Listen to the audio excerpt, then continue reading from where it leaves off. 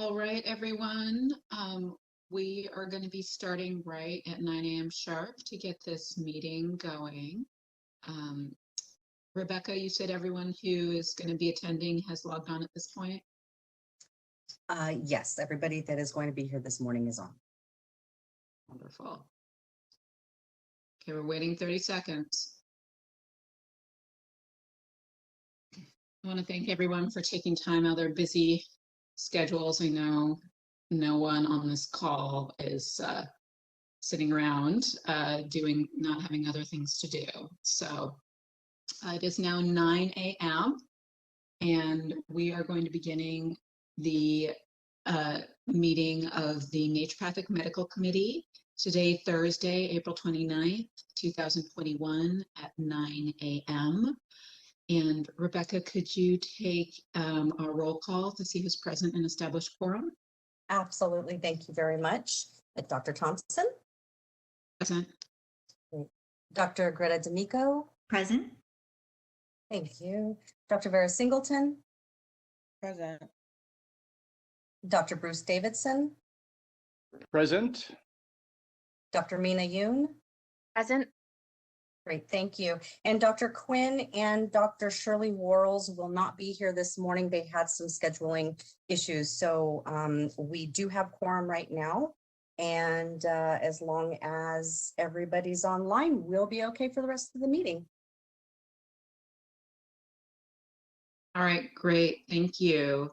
So the first item of business is the calling for public comment for items not on the agenda. So would the moderator please open the appropriate fields for that? This is the moderator, and at the direction of the committee, I have opened the Q&A panel. If any members of the public currently on would like to request public comment, reference for your display is currently being shown. You click on the question mark within the square located in the lower right-hand portion of your screen and type, "I would like to make a public comment." With that, I will pause momentarily to allow time for individuals to access this feature.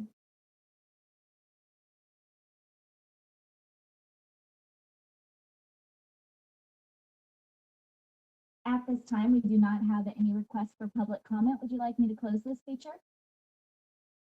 Yes, please. Feature has been closed. So I was informed by Rebecca that we do need to move item 10 of the agenda to this place because our budget analyst has other things he needs to be doing. So at this point, I'd like to invite the DC analyst, Paul Mcdermott, to give us the budget report.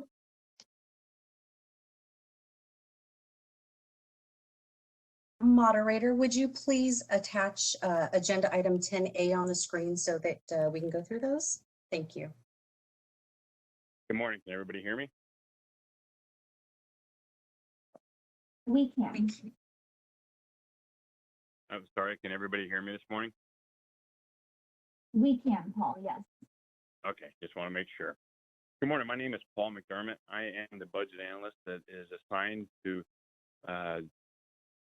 manage and project the budget for the Naturopathic Medicine Committee.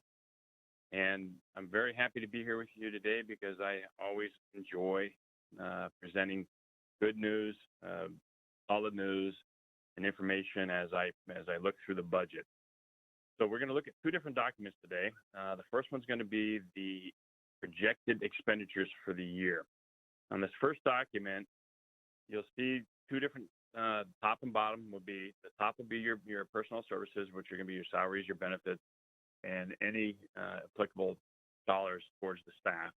And the second half on the bottom is going to be your operating expenses. So as we look at the personal services, we're looking at a budget of about $178,000 for salaries and benefits. And I'm projecting to be spending about $194,000 with a little bit of deficit of about $16,000. That's not too alarming to me because there's always adjustments that happen with benefits and salaries that were not accounted for as the budget was set. And as we scroll down into the operating expenses, we have a lot of fixed costs in here from general expenses, printing, communication, facilities, any contracts that are going to be for your subject matter experts and stuff that have to do with the attorney general fees. And as I scroll down through each one of these line items, there's not one here that causes me alarm as far as what is budgeted and what is projected to be spent. And if I go further down, I look at a budget of $157,000 for operating expenses, and I'm projecting about $94,000, leaving us a surplus of about $63,000.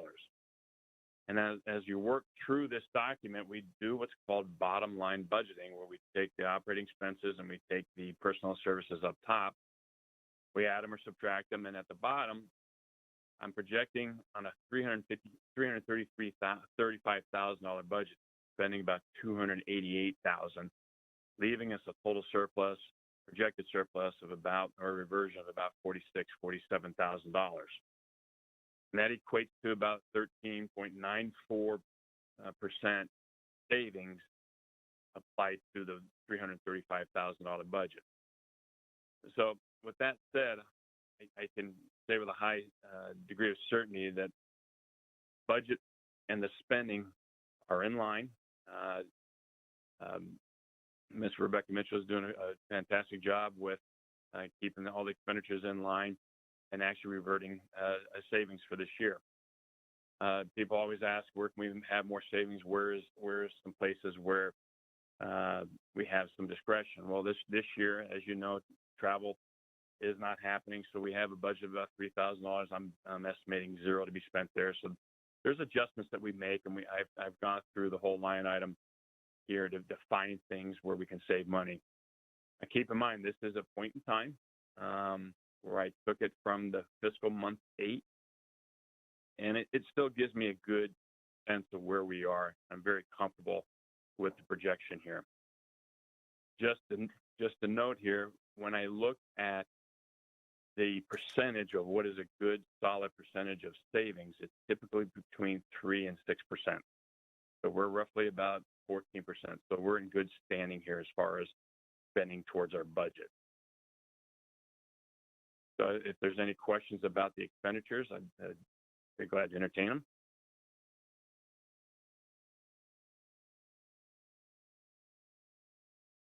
This is the moderator, and Dr. Thompson did have her hand raised at one point.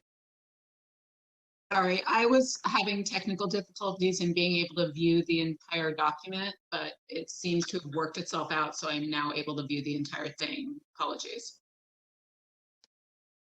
This is Dr. D'Amico. Just a reminder, the fiscal year, is it start on July 1st? That's a good question. It does start on July 1st, and that'll actually play into the next document that we're talking about, how we come up with the expenditure starting July 1st. Thank you. Wait, correct.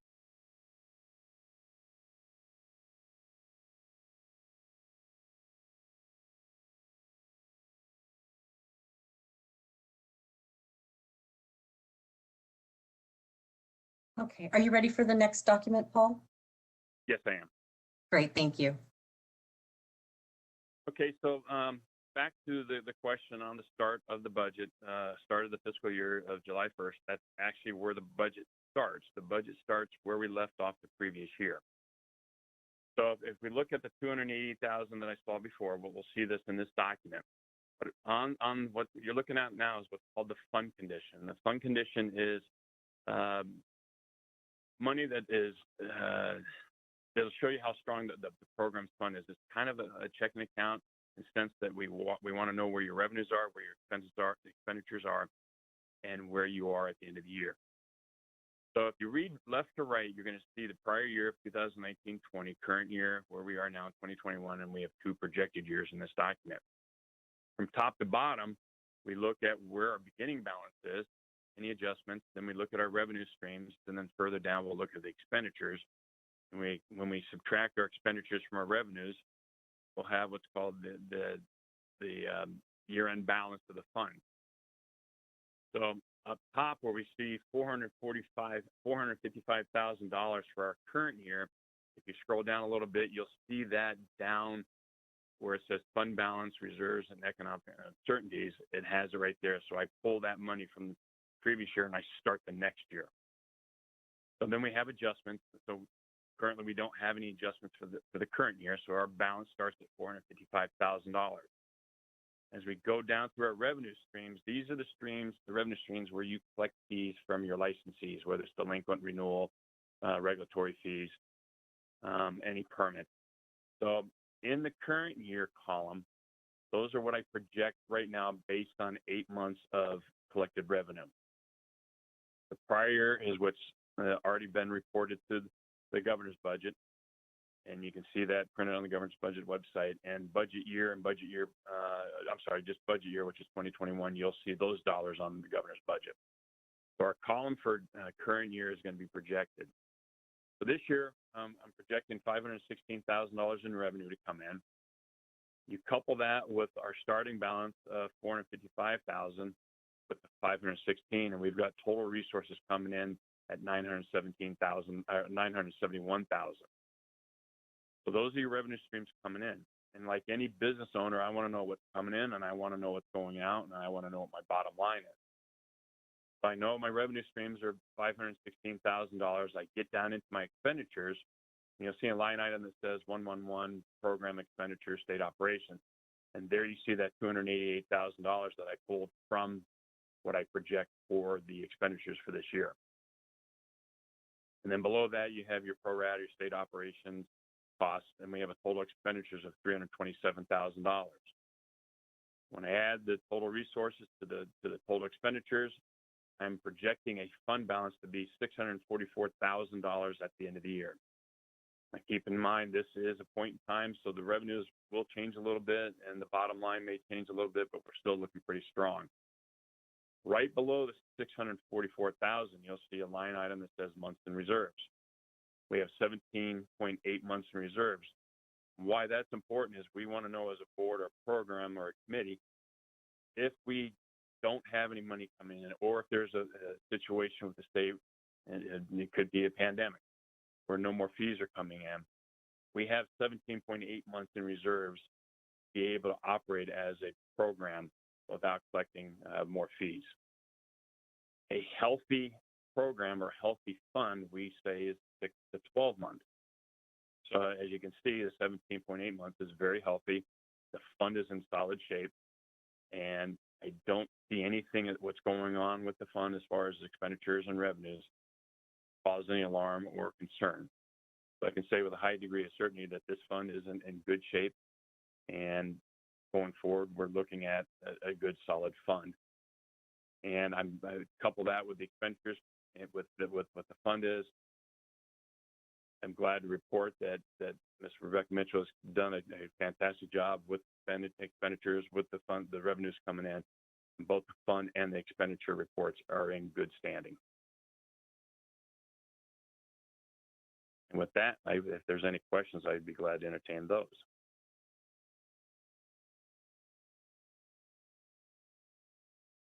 Dr. Thompson, go ahead.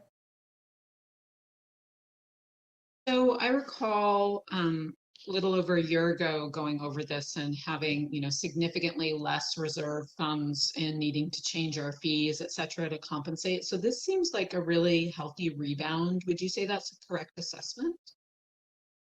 Absolutely. And that's what we do every year is we take a look at where the fund is going. And I suspect at the time the fund was probably trending negative. And with the fee increase, it did correct the scenario to get the fund back in solid shape. Thank you. Dr. Yoon? Thanks. For one thing, I would like to say thank you, Rebecca, for balancing our money very well. The second question that I have is, or second comment, is that you had said that initially we had saved some money because we're not traveling this year. So the projected expenses, is traveling part of that or not part of that? That's a very good question.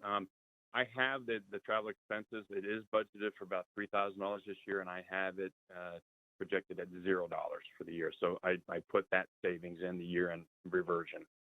So the $3,000 is part of the $46,000 projected diversion.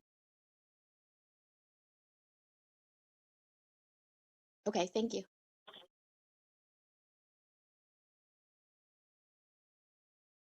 Great. Thank you so much, Paul. Really appreciate you coming. Are there any other questions? Mina, did you still have a question? Oh, okay, great. No, it just took me a second to lower my hand. No problem. Thank you. Thank you so much, Paul. That was a great presentation, and I am extremely glad that you were able to join us today and provide this information to the committee. Thank you very much, and everybody have a great day. Thanks, you too. This is Dr. D'Amico. We received in our package item 10C, a revenue report, but as I look at it, it says you guys did initially get that. We went ahead and pulled it back. And what happened was Paul went ahead and made sure that that information was in the fund condition with the expenditures and the revenues. So you guys did, we just pulled that one back. You should have received an email about it. Sorry. Thank you. No problem. At this point, I'd like to ask for public comment on agenda item 10.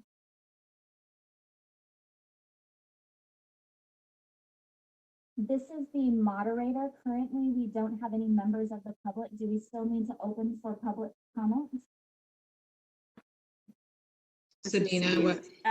No, if there are no members of the public on here, then it's not necessary. Let's just keep monitoring that so we can make sure if anybody does tune in, we can open for public comment. Will do. At this time, there are no members of the public currently online. Thank you. And so our next agenda item is the approval of our prior meeting minutes. So that was the February 25th committee meeting. Does anyone have any edits for that?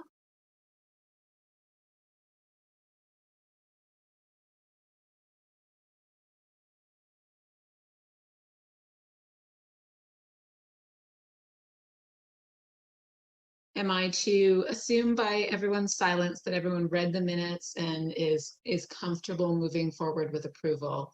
Giving you one more minute to let me know if there's anything you want to change. This is Dr. D'Amico. I think I had one thing. Was there an item number for the minutes? I'm trying to find it in my documents here. It would be item number 3.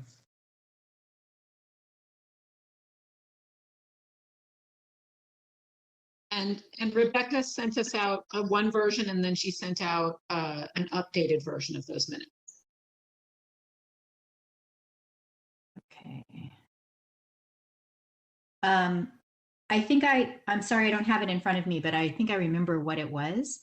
And it had to do with the presentation about the social media opportunities. And I just wanted to clarify that Hootsuite itself is not a social media platform. It's a software tool that allows you to post to several platforms at one time.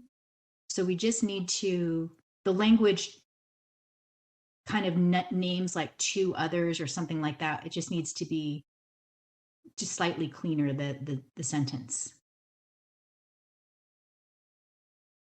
Okay, I'll take a look and see really quick. I'm bringing. I have it here if you. Okay, yeah, if you do have it, Yeah. just let me know what needs to be changed and I'll change it.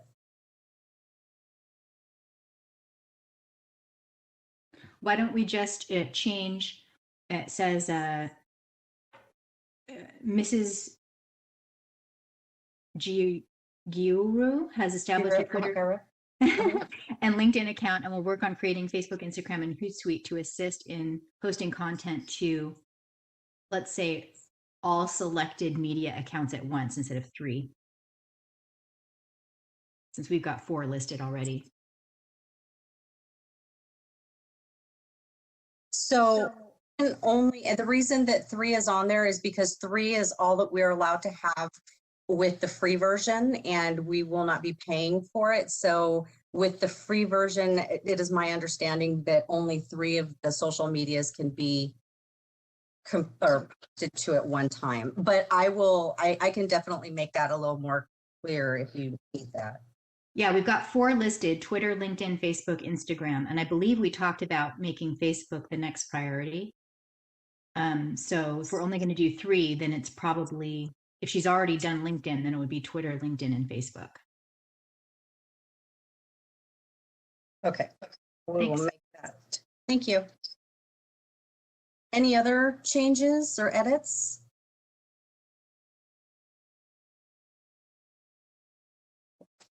Okay, do I have a motion to approve the meeting minutes of February 25th, 2021 with amendments? I motion to approve the minute meetings from February 25th, 2021 with the noted amendments. Okay, thank you. Second? I second that. This is Vera Singleton. Thank you, Vera. All right, I will take a roll call vote. Dr. Thompson, Aye. Dr. D'Amico, Aye. Dr. Singleton, Aye. thank you. Dr. Davidson, Aye. thank you. And Dr. Yoon? Aye. Wonderful. Thank you so much. That is 5 and it passes. This is Sabina. Just a Sorry. reminder, that's okay, to call for public comment after we have a motion and a second, and if they're on all of our items, and after any other additional board discussion, then you can call for public comment and then return for the board vote. But are we calling for public comment when there are no members of the public on the call? This Oh, is, I misunderstood. this is the moderator. We do now have a member of the public online. Thank you so much. So should we go back and call for public comment and then do a roll call vote again after that? Or should we simply call for public comment? No Sabina.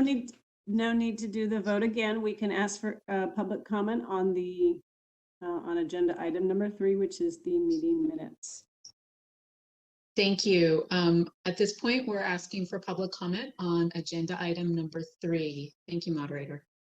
You're welcome. This is the moderator, and at the direction of the committee, I have opened the Q&A panel. If you would like to request public comment, please click on the question mark within the square located in the lower right-hand portion of your screen and type "I would like to make a public comment." For your reference, instructions are currently being displayed. I will now pause momentarily to allow individuals time to access this feature.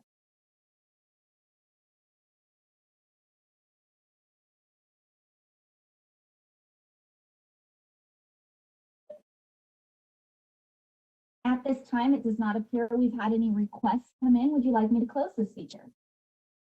Yes, please. Feature has been closed.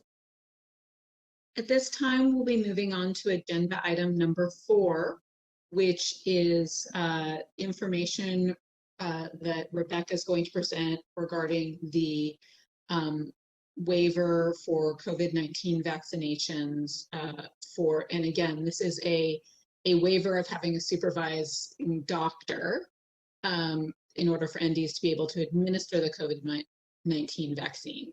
Would you like to give us a follow-up report on this, Rebecca? Yes, thank you. Please go to the next slide. Thank you. So as of March 30th, 2021, NDs can now choose to independently order and administer COVID-19 vaccines. The committee worked with DCA leadership to get this approved by the governor's office. CNDA also played a large part in the request that this waiver be provided. NDs choosing to provide the vaccine may order and administer the COVID-19 vaccine to any person over the age of 16 years of age or older, and NDs must complete the required COVID-19 training prescribed by the California Department of Public Health. Injection of epinephrine and diphenhydramine for severe allergic reaction to vaccines can also be ordered and administered by naturopathic doctors independently for use with the COVID-19 vaccination. We went ahead and gave this information also to all of our licensees that are subscribed to our email blast. And we also provided this information to the CNDA during their conference last weekend. So I think a lot of this information did get out to our licensees and the members. So this, I just wanted to bring it to your guys' attention because I know we've all been waiting to know if this was going to be approved or not. Are there any questions? Is there some sort of link for the training or a way to sign up for this that licensees need to know about? There is, and during the initial email blast, we sent that information out. The link is there with it, and we also have it listed on our website. So it should be pretty easy to find. And if anybody, of course, has any issues finding that, we can definitely email them the link. I just want to thank you, Rebecca, for all your hard work on this. I know it was a lot for you with everything you have on your plate, but definitely great that NDs have this option. And just want to say how much I'm appreciating your COVID graphic. I have to keep it visually pleasing so that people don't get bored at the meeting and pay attention. So I seen it and I thought it was great. But yes, thank you for that. And, we just want to make sure that that gap is closed out there for those who want to get the vaccine and for the NDs who are choosing to give that vaccine to their patients. So I'm glad that this happened. This is a really great thing. Thank you. Are there any other comments or questions from the committee? This is Dr. Singleton. My curiosity is around if there's any way to track the number of NDs that are electing to administer vaccines. Would that be something that we would collect, or would that be CNDA? We don't have a mechanism to track who's providing vaccines.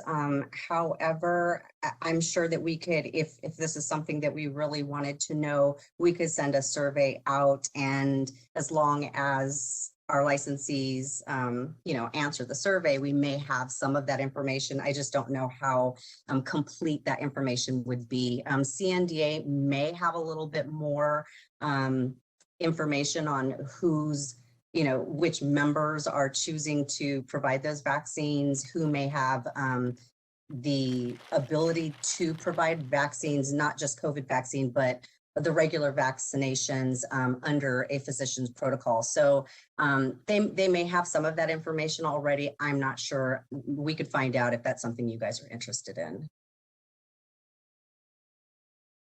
Okay, I think that might be beneficial for our upcoming sunset review. Okay. Dr. Singleton, this is Dr. D'Amico. Could you say a little bit more about your thoughts or, what you're thinking in regard to this? Well, so the idea is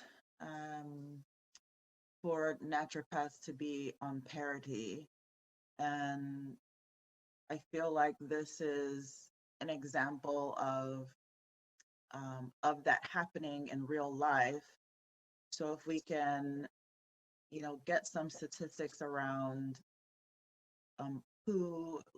how many NDs actually took up the offer to administer vaccinations, that might be at least some kind of inroads into us actually using our license to the full capacity, where I think a lot of us, and again, I don't know statistics on the number of NDs who have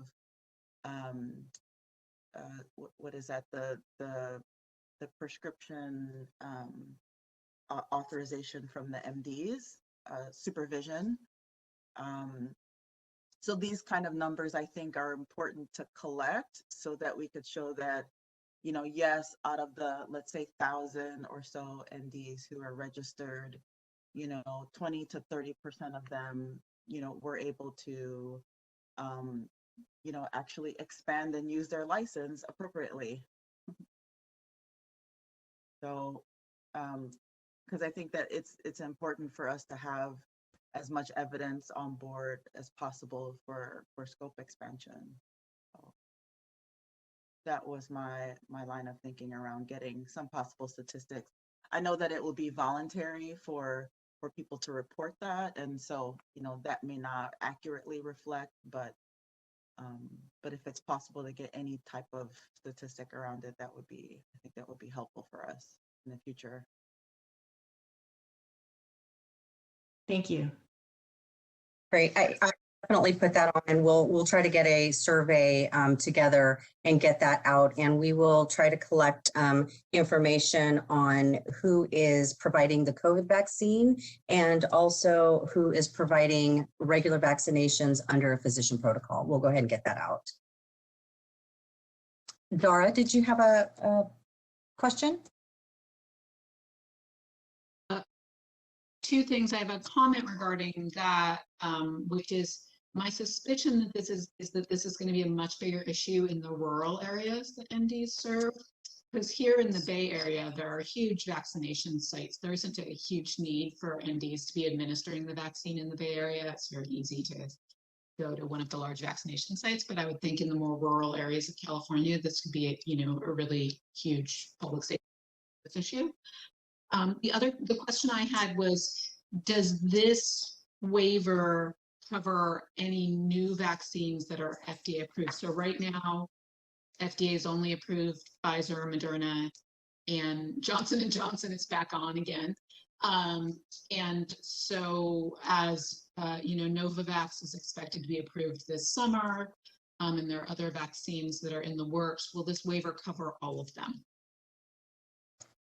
Yes, any of the FDA approved vaccinations for COVID will be under this waiver. And Dr. Yoon, you had a question as well? Yes, thank you. So I know that we're in the midst of the pandemic right now, but I guess my question would be, is there a time in which the waiver would be expired? Like, would it be revoked when the pandemic is over, because this is an emergency authorization use? Is there a timeline? Sure, that's correct. The waiver will, and I know that DCA and the governor's office has some discretion over when those waivers are going to expire, or when they cancel the waiver. So we will be notified if and when that happens. And what we can definitely do is during sunset, you can definitely make your case during the sunset hearing or review process, and just let them know that, hey, look, we're giving the COVID-19 vaccines now. This is something that we definitely like to continue to do, and see about getting it set as a permanent ability for the NDs within their scope. Awesome, thank you. No problem. Thank you for the question. Anybody else? Okay, great. Thank you. So at this point, I would like to ask for any public comment on this agenda item.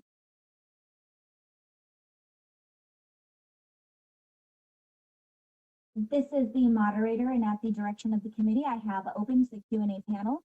If you would like to request public comment, please click on the question mark within the square located in the lower right-hand portion of your screen and type, "I would like to make a comment." All comments will be addressed in the order they are received.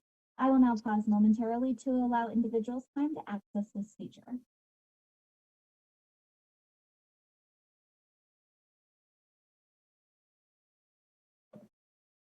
At this time, we have not received any requests for public comment. Would you like me to close this feature? Yes, please do. You're very welcome. Feature has been closed. So at this point, we will be moving on to agenda item number 5, which looks like a big agenda item. And this is the update on legislative actions. Rebecca, did you want to go through this? I think you may be the best person to go over these, unless we have a separate person from the DCA who's going to give us this report. Absolutely. I will be giving the updates on these legislative updates today. So I'd like to remind the committee that you guys may take a stance on any bill that we'll discuss today. You may take a stance to support, oppose, watch, or remain neutral. You do not have to take any action or stance on the bill. For those bills that the committee decides to take a stance on, staff will send letter to the author's office with the decision of the committee's stance. And with that, please go to the next slide. Thank you. So AB 29, as introduced by Cooper, this is an act to amend section 11125 of the Government Code relating to public meetings. This bill was in committee for the first hearing and has been referred to the suspense file on 421. Suspense file just means that it was sent over to appropriations so that it can be voted on. This will be heard sometime between June 14th and the 18th in the Appropriations Committee. It also means that the bill may have had a cost that exceeded $150,000 or higher. Existing law of the Bagley-Keene Open Meeting Act requires that all meetings of the state body as defined be open and public, and that all persons be permitted to attend any meeting of the state body except as otherwise provided in that act. Existing law requires the state body to provide notice of its meeting, including specified information and a specific agenda of the meeting as provided to any person who requests that notice in writing, and to make the notice available on the internet at least 10 days in advance of the meeting. This bill would require all writings and materials for the meetings to be provided to a member of the public requesting the material at the same time that materials are made available to the committee members, or at least 72 hours in advance of the meeting, or whichever is earlier. The bill would also further prohibit the agency from discussing or taking action if not adhered to. Are there any questions about this bill? Dr. Yoon, you have your hand up.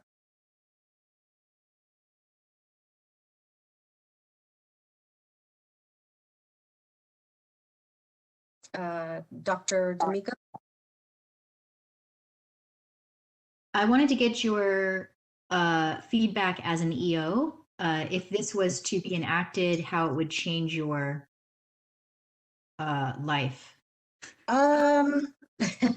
You know, for some of the bigger boards, it probably won't be any issue at all. For the smaller boards like mine, where I don't have a manager or staff that gets this stuff prepared for me, it's just me. It'll make it a little bit more difficult. It's just I'm going to have to start the process a little sooner. So it's definitely not something that I'm opposed to. As a matter of fact, I think it is a benefit to the public. And my suggestion would be that you guys may want to go ahead and take a supportive stance on this.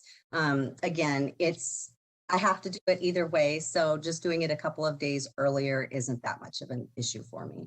In this scenario, if a public is requesting, are they calling you, or how are they making the request? Yes, so, you know, if somebody contacts us via email or telephone and says, hey, I want all of the meeting materials for the notice that you have posted up, we would have to provide that information to them at the same day that I provide it to our committee members, or if I don't have it ready for public at that time, it has to be given to them at least 72 hours in advance of the meeting. Okay, I like the idea of supporting it. Thank you. Mm-hmm. Dr. Thompson. Yeah, I think I'm just trying to understand exactly how this changes the existing rules regarding open meetings. So it sounds like right now, although we're required to post the agenda, the actual meeting materials aren't made available to the public. Is that the change here?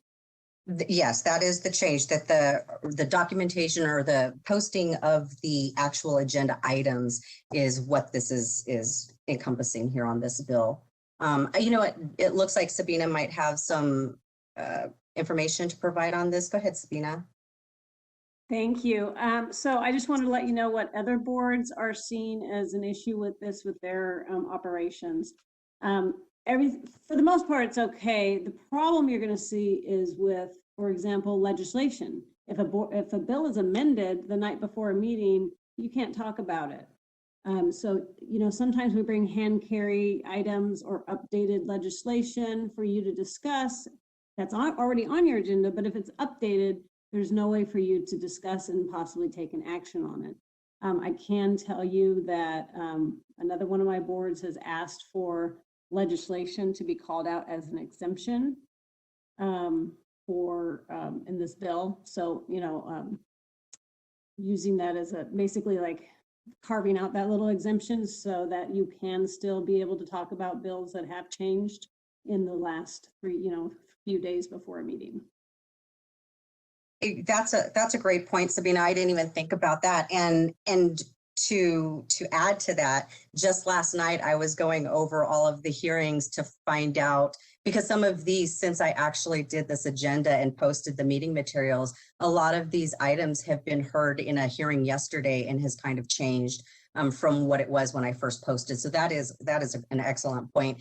And as a committee, if you guys still wanted to support this, you could send a support with amendments or oppose unless amended. So that's definitely something that you guys have an option of. Dr. D'Amico? Didn't we also have a change in our budget report in less time than this that would be affected? Budget report, yeah, because it was pulled back at the last minute, the 10C agenda item. So yeah, things like that. But even if an agenda item is up there, it doesn't mean that we necessarily have to report on it. So actually, the numbers changed on 10B as well. He had amended those numbers. Right, because that is correct, because he took 10C and absorbed it into that document on 10B. So yeah, but there are things like that that happen last minute, and it's outside of the committee's control, you know. So this is definitely something that you guys may want to kind of take some time to think about what you want to do on it. And you don't have to take any stance at all if you don't want to. Dr. Thompson? I would say yes, that's my concern. It seems like in my experience, we're always having a couple things that are amended at the last minute. And this is, you know, a dynamic situation, you know, these legislative and administrative roles. And so while I really like the idea of providing things to the public so that they know what's going on in advance of the meeting, I would hate for that to prohibit us from making last minute amendments, not just on legislation, but on, you know, all sorts of things. So if there was any way that we could provide those materials to the public with the understanding that they could be amended afterwards, I think that would be the best case scenario, but that may not just fit into this whole bill. Right. This is Sabina. You're absolutely, that position that Rebecca mentioned is available for you today. She could, after you take a position that includes a possible amendment for legislative items, she can reach out to the author's office also and possibly find out if there already is discussions about updating that with the exemption. I know that they've heard from other boards already, but I don't know the status of any potential exemptions.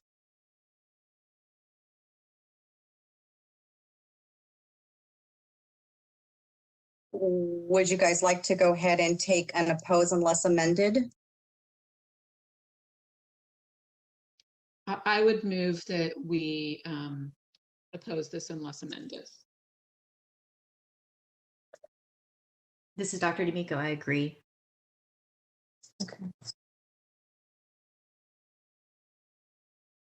This is Dr. Yoon, and I agree as well. Perfect. All right. So Dr. D'Amico, was that a second from you then? Yes, thank you. Okay, thank you. All right, go ahead and go out for public comment, or should we do the votes and public comment all at the end? Let's go ahead, and since we have a motion and a second on the floor, let's take public comment on AB 29, and then we'll return for our board vote. Great, thank you. This is the moderator, and at the direction of the committee, I have opened the Q&A panel. For your reference, being displayed on your screen are instructions to request public comment. You will be provided 3 minutes and given a 30-second warning. With that, I will now pause to allow individuals time to access this feature.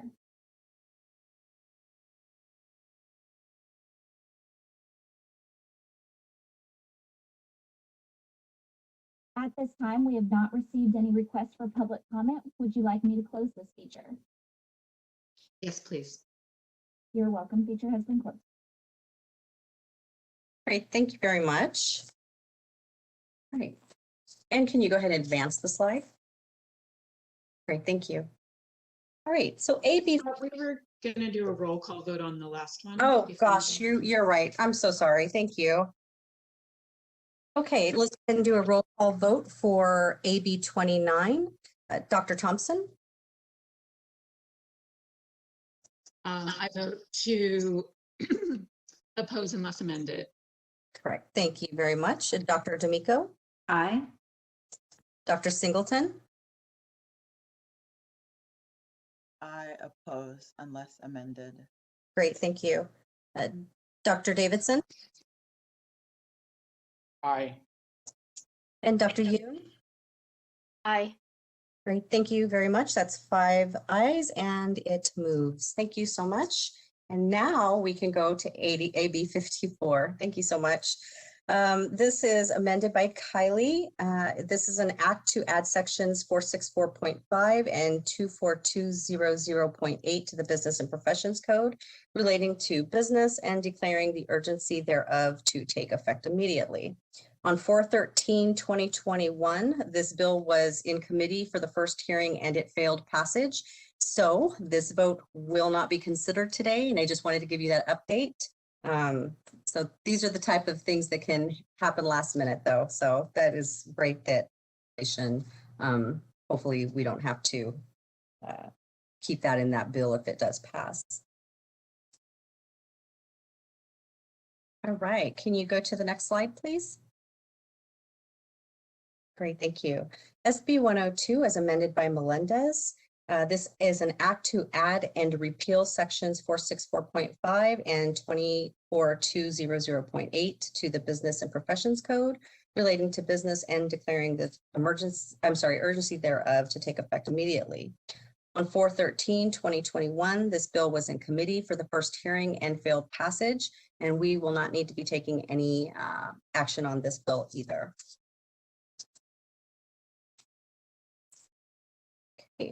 AB 225 as amended by Gray is an act to amend section 115.6 of the Business and Professions Code relating to professions and vocations. On 4/21/2021, this bill was re-referred to the Committee on Military and Veterans Affairs for amendments. And yesterday, this was moved from the Committee of Military and Veterans to the Communications and Conveyance Committee. Under the existing law, the program under the control of the Director of Consumer Affairs requires an applicant seeking a license from a board within the department to meet specified requirements and to pay certain licensing fees.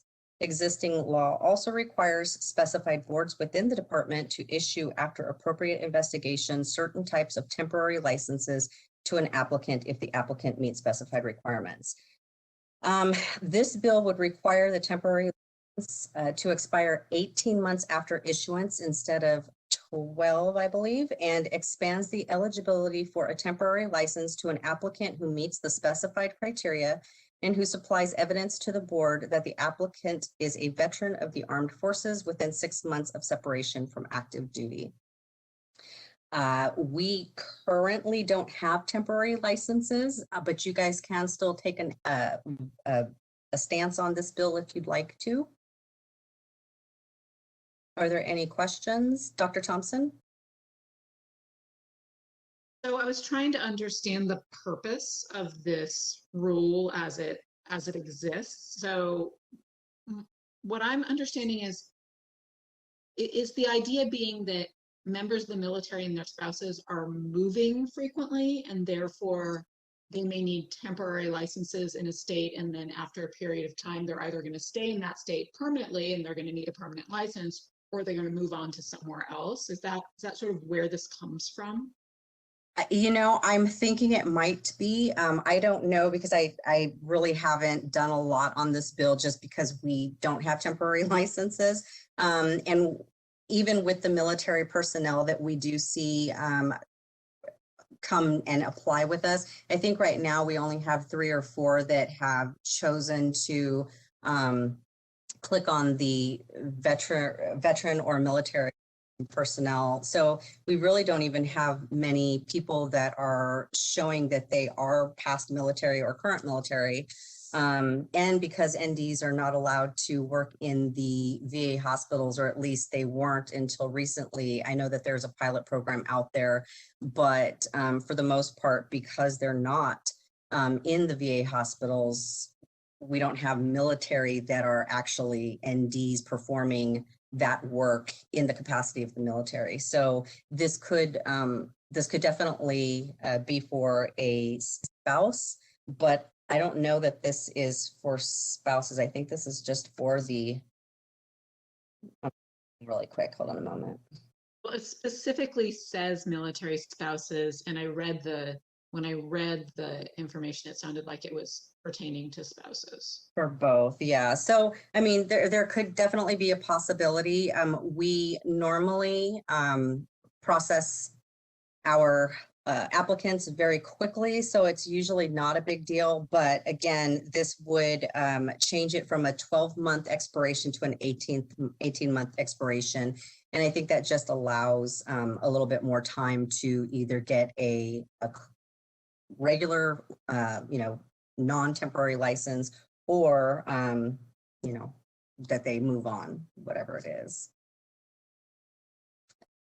Well, I would say that to my mind, from what I can see, it sounds like a good idea, but I feel like would need more information. I feel like we don't understand it well enough.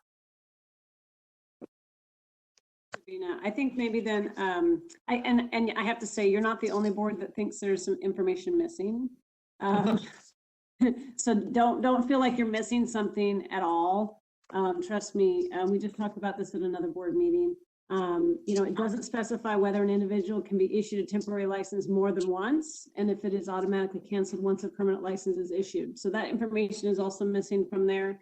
Like Rebecca already said, you guys don't even issue temporary licenses. So the question also would be, would you, if this, this addresses boards who already have temporary licenses, or does that mean that you're going to have to create a new temporary license? There also, it may possibly undermine existing reciprocity requirements, so there's a lot of information still kind of missing, which, a watch, kind of just asking Rebecca to keep an eye on it and reporting back next time might be a good way to look at this bill. She can continue to monitor it, and we can try to, figure out that additional information. Great. Thanks, Sabina. Dr. D'Amico, did you have a question about this bill? A comment, and just noticing on line 19 that it also includes licenses for professional engineers, land surveyors, and geologists. So I like Sabina's suggestion of watching it, and I would like to see us take positions on bills as much as we can, thinking that if authors get letters from our committee on a regular basis, they'll keep in mind that we actually exist when they're writing their laws, if that makes sense. Oh, absolutely, it does. Thank you. Great, thank you. So then, does everybody agree that they would like to take a watch stance on this, and I can just kind of track it as it moves along? I move that we take a watch stance on this. Great, thank you. Do I have a second? This is Dr. Yoon. I'll second it. Thank you so much. I appreciate that. All right, And then go ahead we and go out for should take public. public comment, yeah. Yes, thank you. It's the moderator, members of the public. I am opening the Q&A feature. If you would like to participate, click on the Q&A icon located at the bottom right corner of your WebEx screen and type, "I would like to make a comment," and send it to all panelists.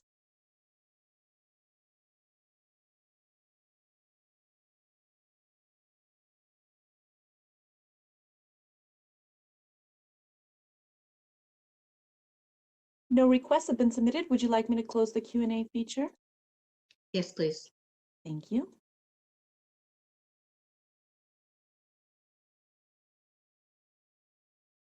Great, thank you. So we'll go ahead and take a roll call vote to watch AB 225.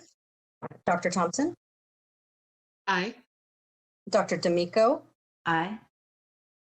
Dr. Singleton, Aye. Dr. Davidson, Aye. thank you, and Dr. Yoon.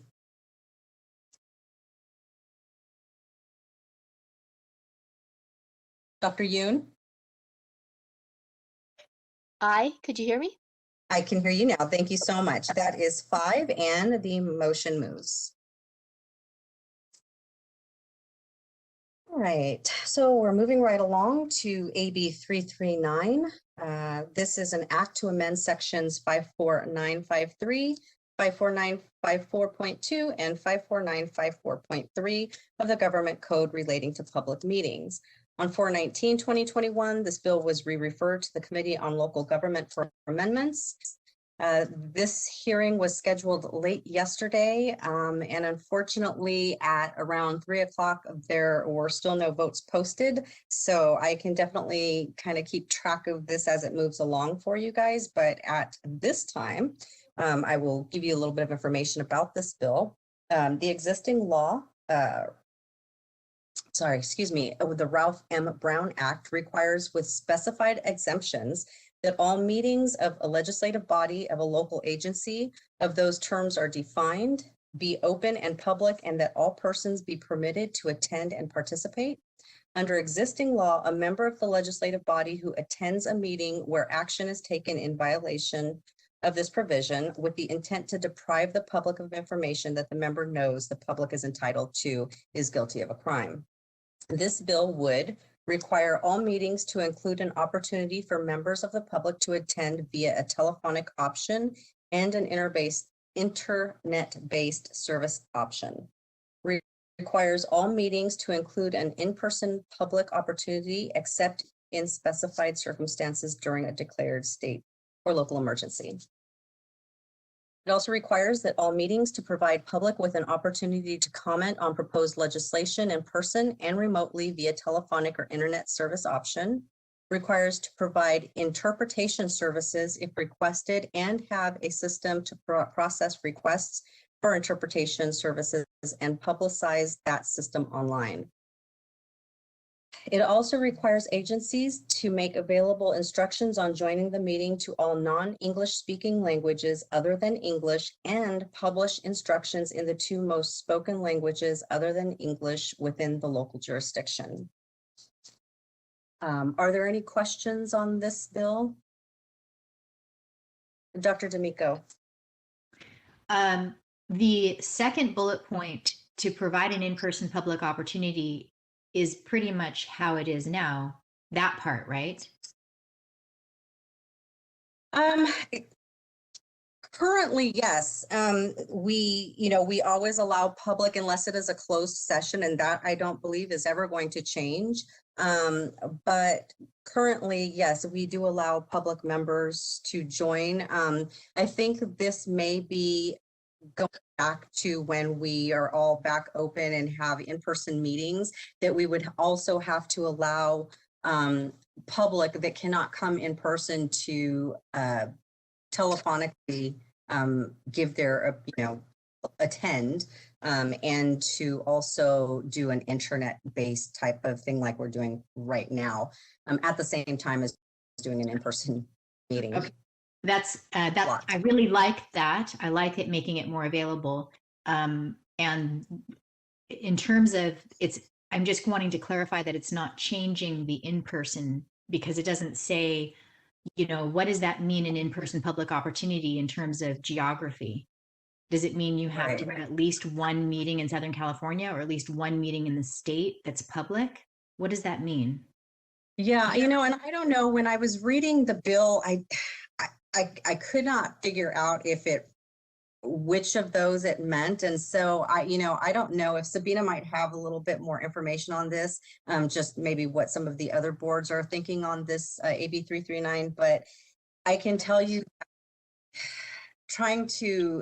it's the translation part that I'm a little worried about, is we're going to have to go and contract out with translation services. We're going to have to make the information published, the instructions in, the two most spoken languages here, other than English. And I know Spanish would probably be one of them here. I don't know what the other common, most commonly used language here in Sacramento would be. So, yeah, Sabina. Yes, so I can let you know what other boards have kind of been seeing with this bill, the issues with this bill.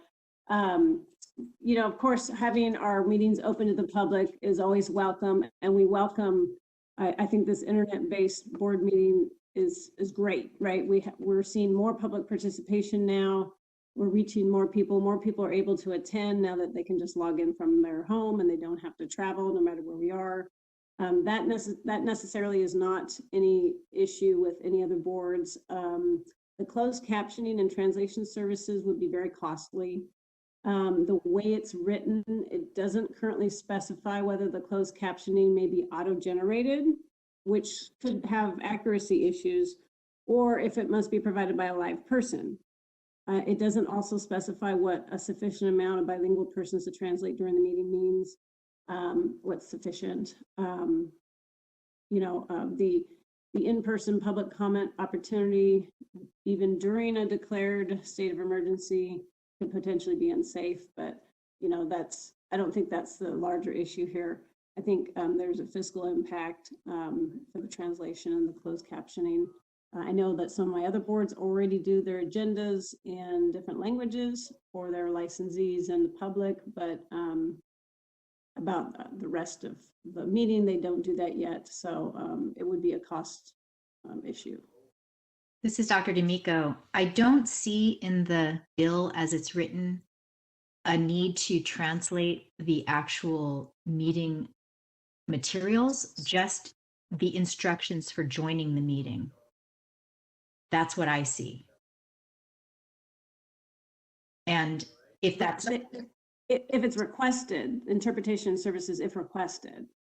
Right, but that interpretation services, would that mean the actual documents, or would that just mean the proceedings?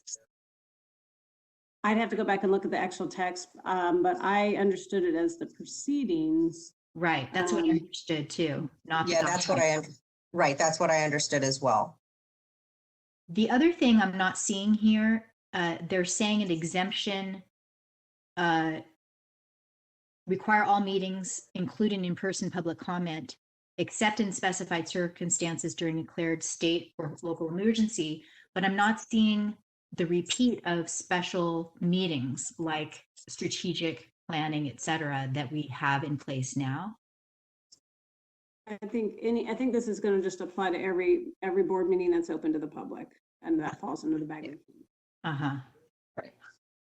So, and let me provide a little bit more information as well. Every year we have to do a language survey, and we have to take all of the calls that are coming into the office and state what language is coming in. Since I have been here, in the 7 years that I've been here, we have not ever had one request for any other language except English. And I'm not saying that it's not a need, but at this time, it has not been a need for our committee. So I just wanted to provide that information. Even with the candidates that are coming over from Puerto Rico, they either know English well enough that they don't need translation. It's just never been requested, and we've never had a party that has contacted us speaking another language other than English. So just wanted to provide that information to you guys as well.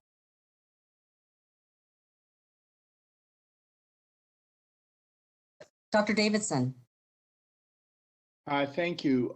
So yeah, I'm trying to read the actual, legislation in the attachment that you provided, and it strikes me, maybe I'm getting this wrong because of all the strikeouts, but it seems to me as though that this is specifically only applying to local governments. the way that I'm reading it, the words that are left between the words that are struck out, it seems as though this is a requirement by the state for local government, legislative bodies of local governments to provide interpreter services in these circumstances. And then it goes on to say that normally when the state requires local governments to do stuff, it has to reimburse the local government for extra expenses. But it seems to go on to say that in this situation, the state is not going to be reimbursing the local governments for these extra expenses. But it seems to me as though it starts off because of the strikeouts, really only applying to local governments. Am I wrong about that? It's possible. Yeah, I noticed the local government items in here, and you're right, it is really hard to kind of read through all the strikeouts. Yeah, it looks struck out state bodies as defined to translate agendas. So it looks like it's bodies of local agencies to make available instructions on joining the meeting. So I think that you may be right, Dr. Davidson, because it does look like they did strike out the state bodies. So this may be a moot point for us, but you guys could still take a stance on it. I just think that this is going to be very costly to those that have to, comply with the mandates of this bill. But that's just my take on this. And sorry, and then in the top of page 4 of the attachment you provided, it seems to be saying that in this circumstance, the state would not have to reimburse the local government for those extra expenses it was imposing on them by this. That is correct. It affects both, Dr. Davidson. I'm looking at page 3 of the actual bill. It says this bill will require legislative bodies of local agencies and state bodies as defined about this refers to the translation of the agendas and in the instructions and to access the meeting. And then after that, they talk about the new duties on local governments with respect to meetings, and the bill would impose a state mandated local program as well. And so I think it's addressing both local and state. I just don't think it's really easy to follow. Yeah, so they may have made an amendment to this then, because what I printed out on the 13th, they struck out and state bodies. So if yours is, Sabina, is showing state bodies still. Let me look it up actually on the website right now. I can look up Ledge info. Again, this is another example of something we wouldn't be able to discuss if something was amended under that other AB 29. Exactly. Case in point. Dr. Thompson, while she's looking that up, did you have a question or a comment? I did. And, I think it's really clear from our discussion that this is a little too ambiguous and there are a lot of questions here. My biggest concern about this is the section where you're required to make translation services available for anyone, because this comes up in medicine with some fair frequency. People come in and they speak a language that you cannot find a translator for. And I mean, I am all for accessibility, absolutely. And it seems like in California to not have Spanish language translation is pretty much ridiculous in almost all situations. But if someone comes in and they speak a less common language, the expense or prohibitive nature of not being able to find a translator for them, for that to not allow a meeting to happen, I think could be a really significant issue. And I absolutely agree with that statement.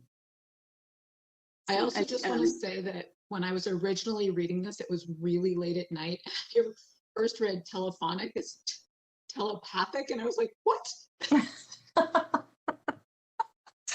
No, that would be a great way to have a meeting, wouldn't it? I wish.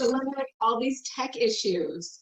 But yeah, I mean, I think it's just really clear that there are significant issues with this that haven't been clarified adequately.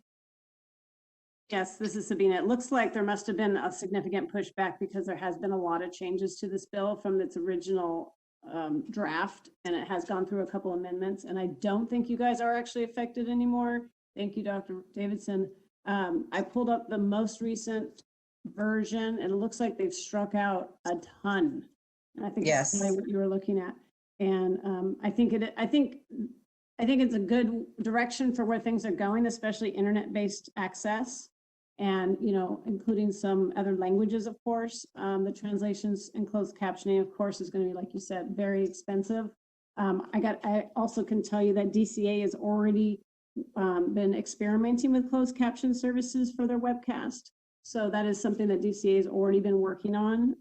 So I'm sure it will be coming soon in a law, but we are already doing that on our own. That is correct. And Sabina, you are correct about the closed captioning being kind of used by some of the programs. I can tell you during our last meeting, before it was posted, I took a look at it, and the closed caption that was provided, I believe it's by YouTube, is where they're posting it. I did not allow it to be posted because every other word was not correct. It just does not do a very good translation. So we would definitely have to pay for a professional translation if this was ever to, you know, be something that we'd have to do. But, you know, just in terms of general translation, it does get costly, and you can't use the freebies because they do not do an adequate job at all. All right. Were there any other questions on this? Did you guys want to go ahead and take an opposition to this? Did you not want to do anything with this? Sabina, I would suggest maybe not taking any action since it seems to have removed state from there. And your position probably wouldn't have a lot of, you know, teeth in it anyway. Right. You know, it's something we can keep on our radar and watch, because who knows what might happen if it's back and amended and they put back in state. You know, we can just, you know, informally watch it and bring it back if we need to. Okay. Great. Is everybody okay with taking a watch stance on this then? Yes. Yes. All right. Okay. Do I have a motion to take a watch stance on AB 339? I'll move that. This is Bruce. Thank you very much. And a second? I'll second it, Dr. D'Amico. Thank you very much. All right. Go out for public comment, please.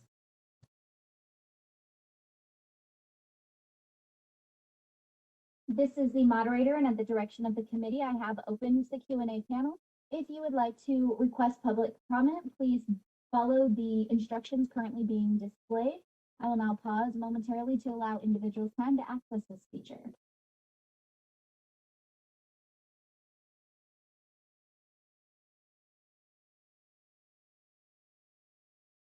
At this time, we have not received any requests for public comment. Would you like me to close this feature? Yes, please. Feature has been closed.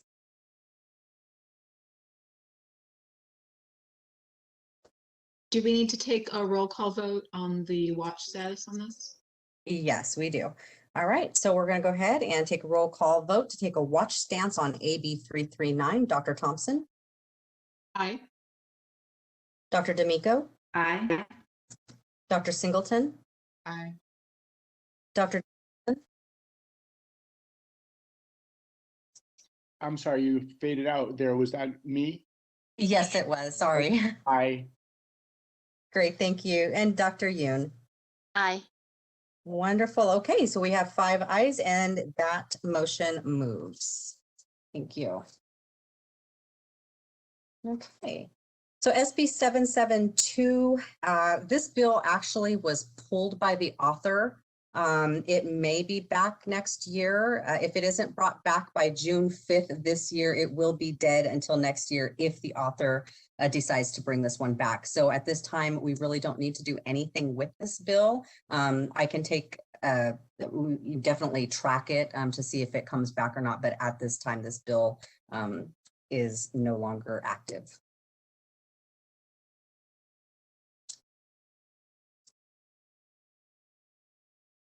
All right, AB 657. This is a Bonta bill. This would add section 19136 to government code relating to state employment. And on 4/22, this bill was re-referred to Committee on Public Employment and Retirement for amendments. There was another hearing scheduled. I believe that hearing was scheduled for today at 2 p.m. So I don't have any further information on this.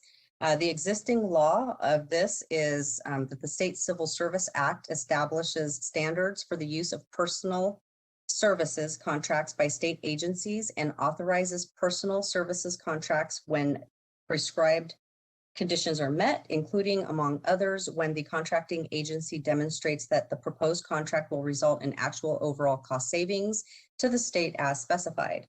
This bill would prohibit a state agency from entering into a contract with a professional, MD, DO, clinical psychologist, clinical social worker, dentist, etc., for a period of more than 365 consecutive days or 365 non-consecutive days in a 24-month period. Prepare monthly report to exclusive bargaining representatives for the professional, if represented, providing certain information and details of the contract period for each professional and the number of open professional positions available.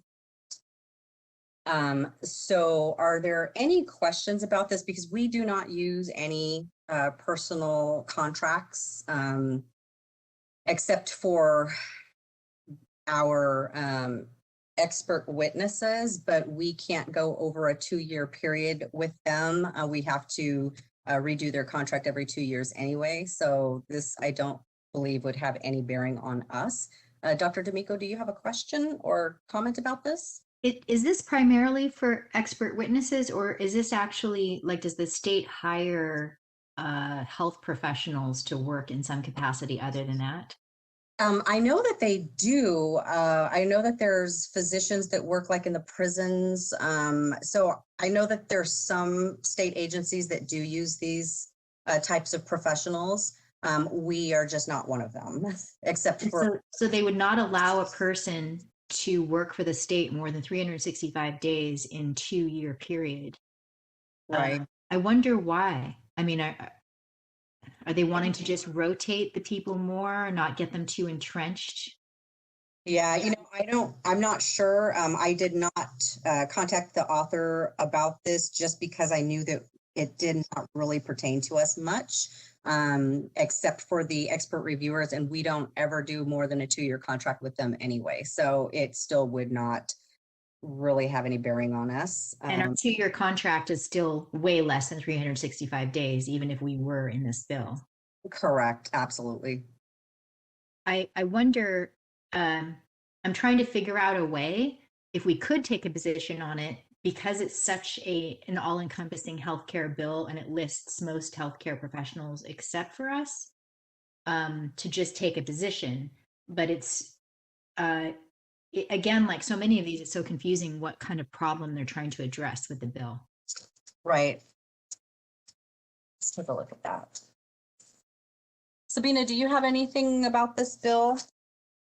No, we looked at this. It affects some of my other boards a little bit more due to the subject matter experts that they employ. Right. The idea, I'm guessing also that a lot of times when we see personal services contract statutes and restrictions, sometimes those are aimed at, hey, if you need an expert or if you need an employee, maybe you should hire one, and so maybe it's kind of pushing the state more to that instead of just hiring people who work a few hours a week. That might be something behind it, though I don't know. Right. But I've seen that in the past with legal personal services contracts. Well, don't contract for outside services, just hire another employee. Right. So the other boards who actually contract a lot with subject matter experts were concerned about this bill. It's been amended a little bit but they have more of a stake in it than you guys do. I think, I'm not sure if this doesn't affect you at all, how much of a position would really do for it. But again, it can be amended as well. As you know, everything can change, in a blink of an eye. Would it be, if we took a neutral position, that's alerting them to our presence without actually pushing them one direction or another, right? Yeah, you could take a neutral position if you wanted to. If we know enough about it to really be neutral, to understand what we're being neutral about.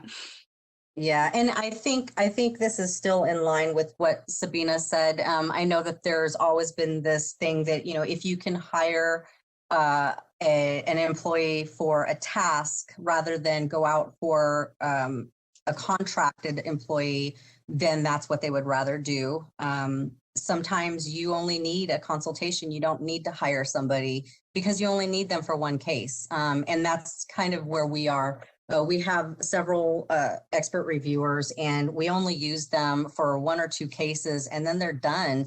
And then another case that they may be an expert at doesn't come in for another, 3 years or something. And we have several different experts, so we can kind of use a different one if one has already done, too many cases in 1 year or something like that. So again, for us, this isn't going to be such a big issue. I can see that this may be an issue for other programs. And if this does start to affect us, because we are such a small program, we would never be able to bring on an expert reviewer full-time or even half-time and pay an ND to provide that service for us as an employee.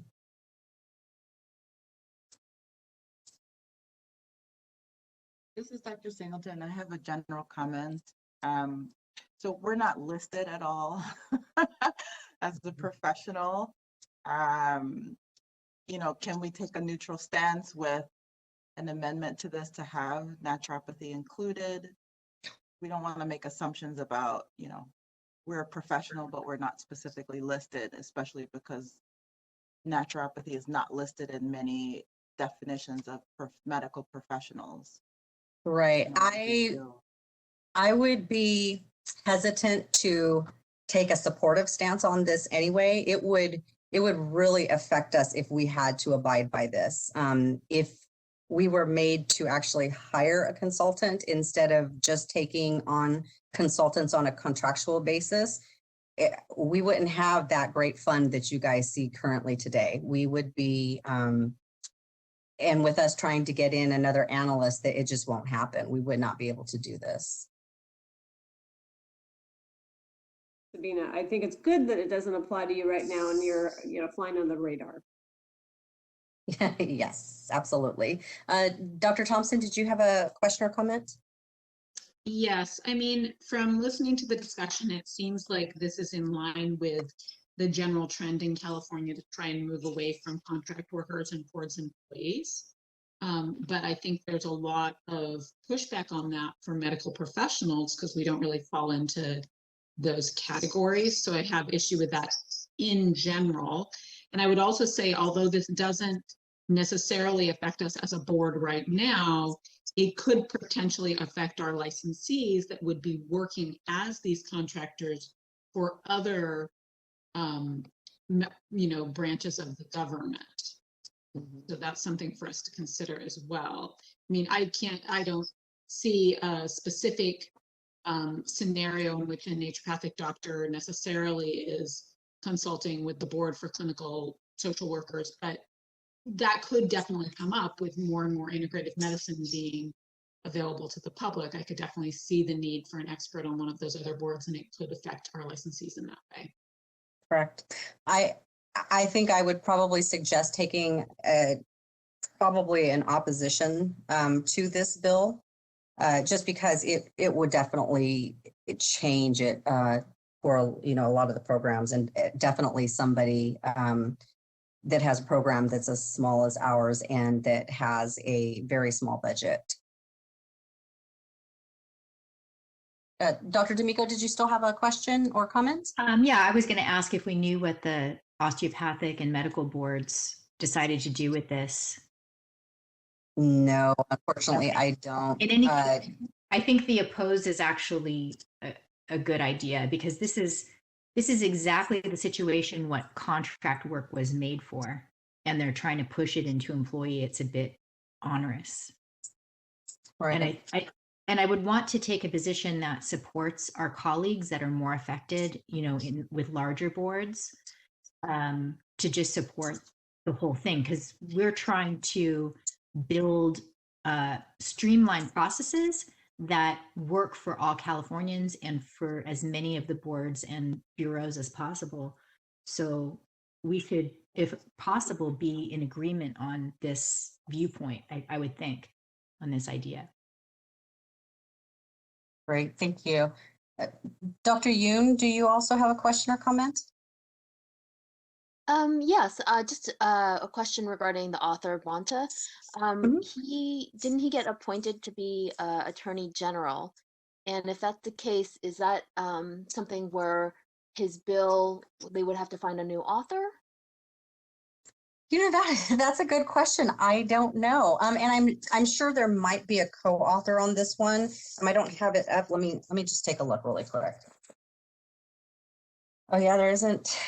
Not that I see a co-author on this, but I could definitely check on Ledge Info. And I'm not sure, maybe somebody else will pick this bill up. It would probably still go through though, if it's still active. Okay, just curious about that. Thank you. No problem. Thank you. Okay, do we want to go ahead and do a motion to take an opposed position on this bill? AB 657. I move that we oppose AB 657. Okay, do I have a second? I second it, Dr. D'Amico. Thank you. Okay. For public comment, please. Comment, please. This is the moderator, and at the direction of the committee, I have opened the Q&A panel. If you would like to request public comment, for your instructions are currently being displayed. I will pause momentarily to allow individuals time to access this feature.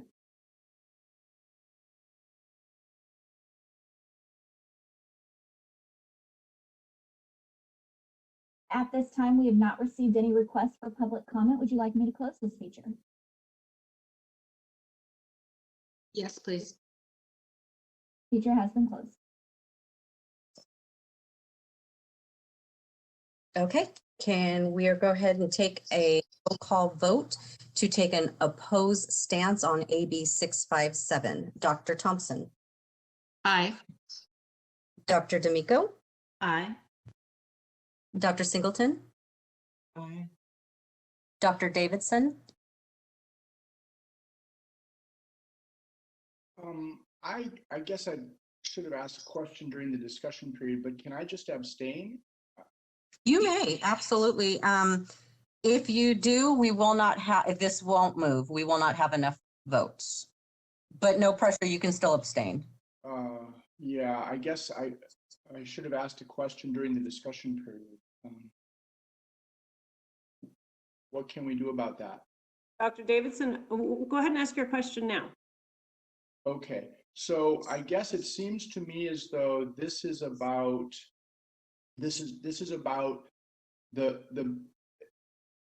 rather than having a long-term personal services contract, encouraging the agency to consider having just hiring someone.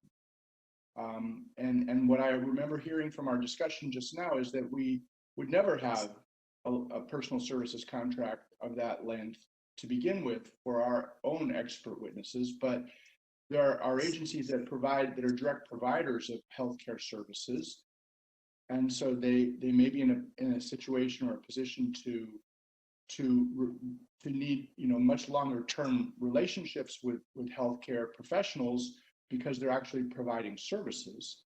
So then this would apply to them. It would never apply to us. So I guess I'm not understanding why we're opposing it.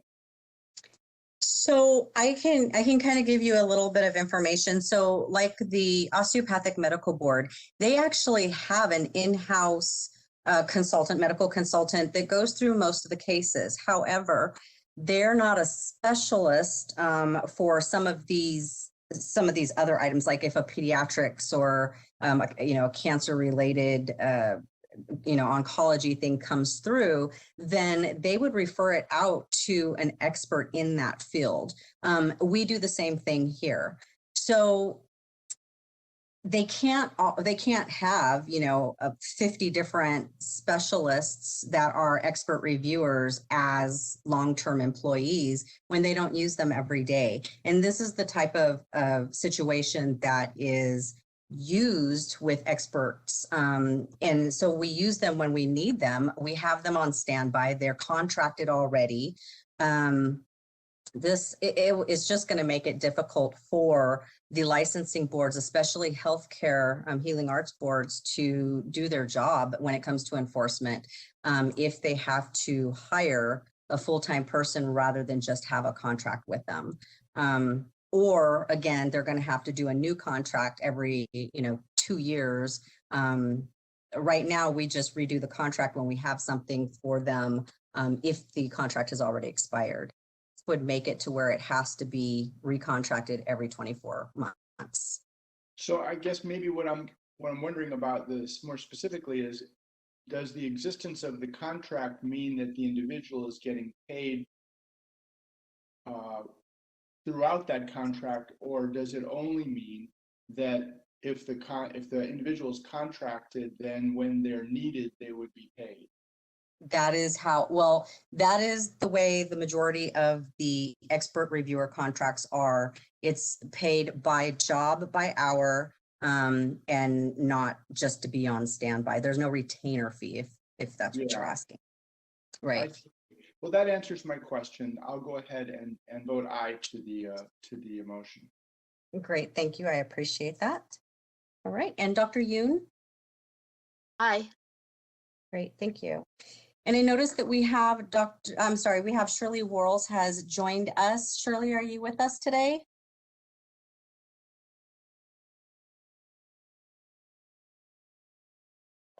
Sorry, I had to unmute. Yes, I'm here. Great, thank you for joining us. I appreciate you jumping on when you could. We just got done with a roll call vote. Were you on during the AB 657 discussion? Yes, I was. Okay, did you want to go ahead and vote on this one then? I vote yay. Yes. Okay, perfect, thank you. And that was for an opposed to the AB 657. Right. Okay, great. So we have 6 ayes on that and the motion moves. Great. Thank you. Thank you so much, Rebecca, for going through all of those, and a lot of those were really confusing. At this point, I suggest we take a 10-minute break because our next agenda item, number 6, is also fairly long, and then reconvene at 10:42. Perfect. Great. Thank you.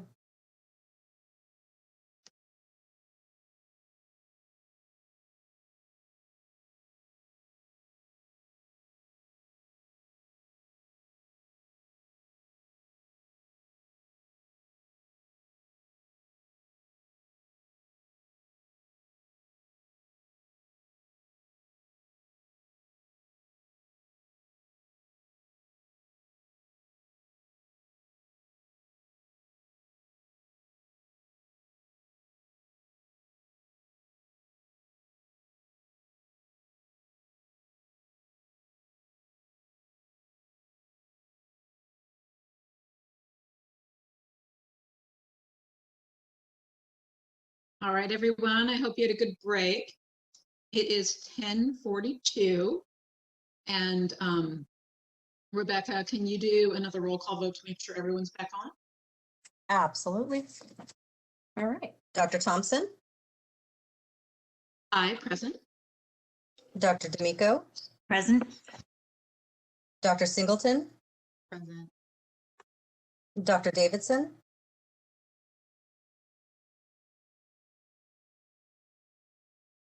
Dr. Davidson, are you back with us?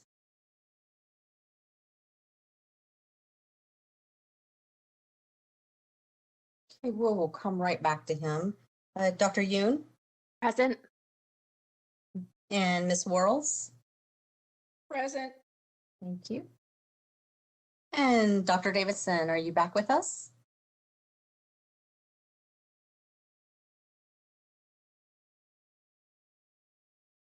We can give him one moment to join us, but we do have a quorum. Well, let's give it 1 minute, and then if he's not back, we can move forward since we have quorum. Perfect.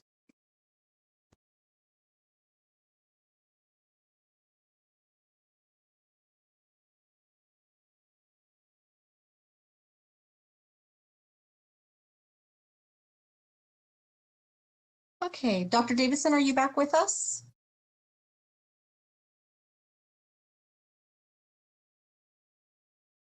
Okay, I'm sure he will join us in a moment. We have quorum, so we can go ahead and proceed. Wonderful. So we are moving on to agenda item number 6, which is an update on regulations. Rebecca, did you want to go through these items with us? Absolutely, I would be glad to. So the regulation packages are coming along. Staff's been working on getting all the documents for the packages prepared and ready for legal review.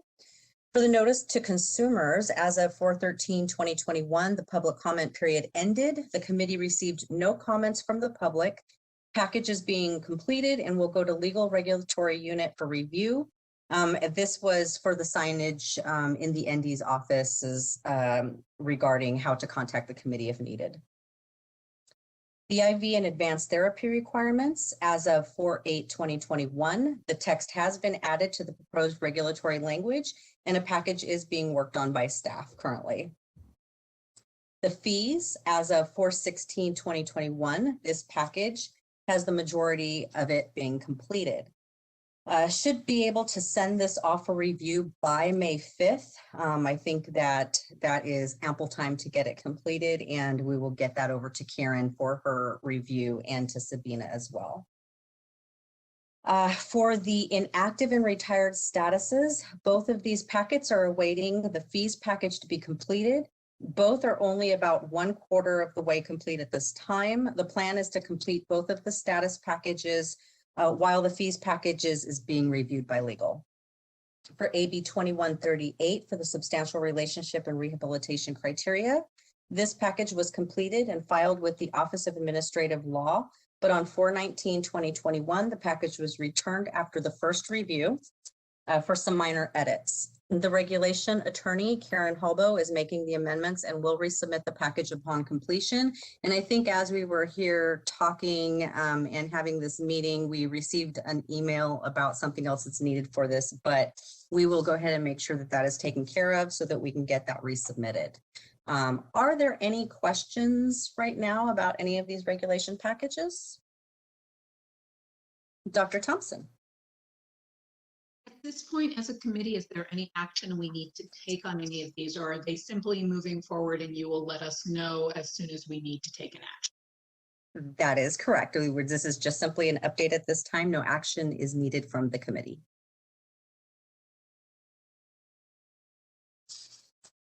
Are there any other questions or comments? Great. Do we have any public members online with us?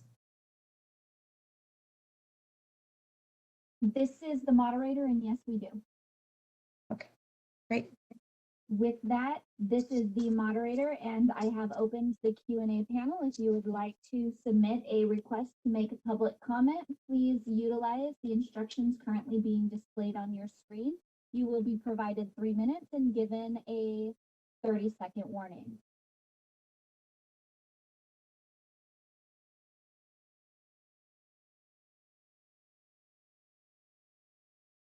At this time, we have not received any requests for public comment. Would you like me to close this feature?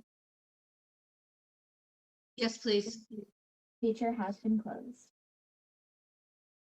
Great. And we're going to move on to agenda item number 7, which is an update on the naturopathic medical education and considering changes to a hybrid delivery of ND education. Is this regarding the things that we talked about with the NFLEX, or is this actually related to the schools themselves? This is actually related to the schools themselves. Great. So Are you going to be giving this update, or is there someone else? No, I will be giving this update. So I'm basically just bringing back some information that we received. So on April 6, 2021, I attended the Federation of Naturopathic Medicine Regulatory Authorities members meeting. During the meeting, Mr. Dan Seitz, the Executive Director of the Council on Naturopathic Medical Education, or CNME, gave a brief presentation stating that the CNME is considering changes to standards to allow hybrid delivery of the ND education. Currently, they're trying to determine if any of the regulatory boards would like to, would be in opposition or in support. Going through this recent pandemic has caused a lot of schools to take a close look at how they're providing education and if there are any present barriers to the naturopathic education. Currently, there are only 8 naturopathic colleges across the United States, its territories, and Canada. Students currently have to move close to a naturopathic college, resulting in high relocation costs. By loosening some of the standards that would allow the didactic education to be provided online, removing some of those barriers that challenge naturopathic students. Clinical education will still remain and be required to be an in-person instruction, and that will not change. And will never be offered in an online or remote type course. Does the committee have any questions allowing some of the didactic courses to be taken online as long as the clinical instruction remains in person? Dr. Thompson. You know, I think this is an important thing to consider, especially given our past year, but I have an immediate sort of concern about this, given the struggle that we've had in having people really accept the legitimacy of our education, and comparing that to some of the online, quote, naturopathic schools like Clayton that had existed in the past. I think this is something we would have to be extremely careful about because of those not wanting to blur those lines. Absolutely. And that was exactly the same statement that I made during that meeting. You know, currently there are several naturopathic type of unaccredited colleges out there. They are usually online correspondence type schools. Definitely not something that can be accredited by CNME. But with these, they were very, you know, they had told us that they were not going to make any changes to the clinical, that those types of things would have to be, of course, in there. Any type of IV therapy where they actually have to show that they can, you know, do the IVs. Those are all things that are still going to be in person. What they're trying to do is make maybe the first year that students are going through, allowing them to do all of the instructional type of things that don't require to be in person, online, that would allow some of those barriers to attract more students for naturopathic medicine. But So see, I don't see how that really saves on relocation costs, because the person's going to have to relocate eventually.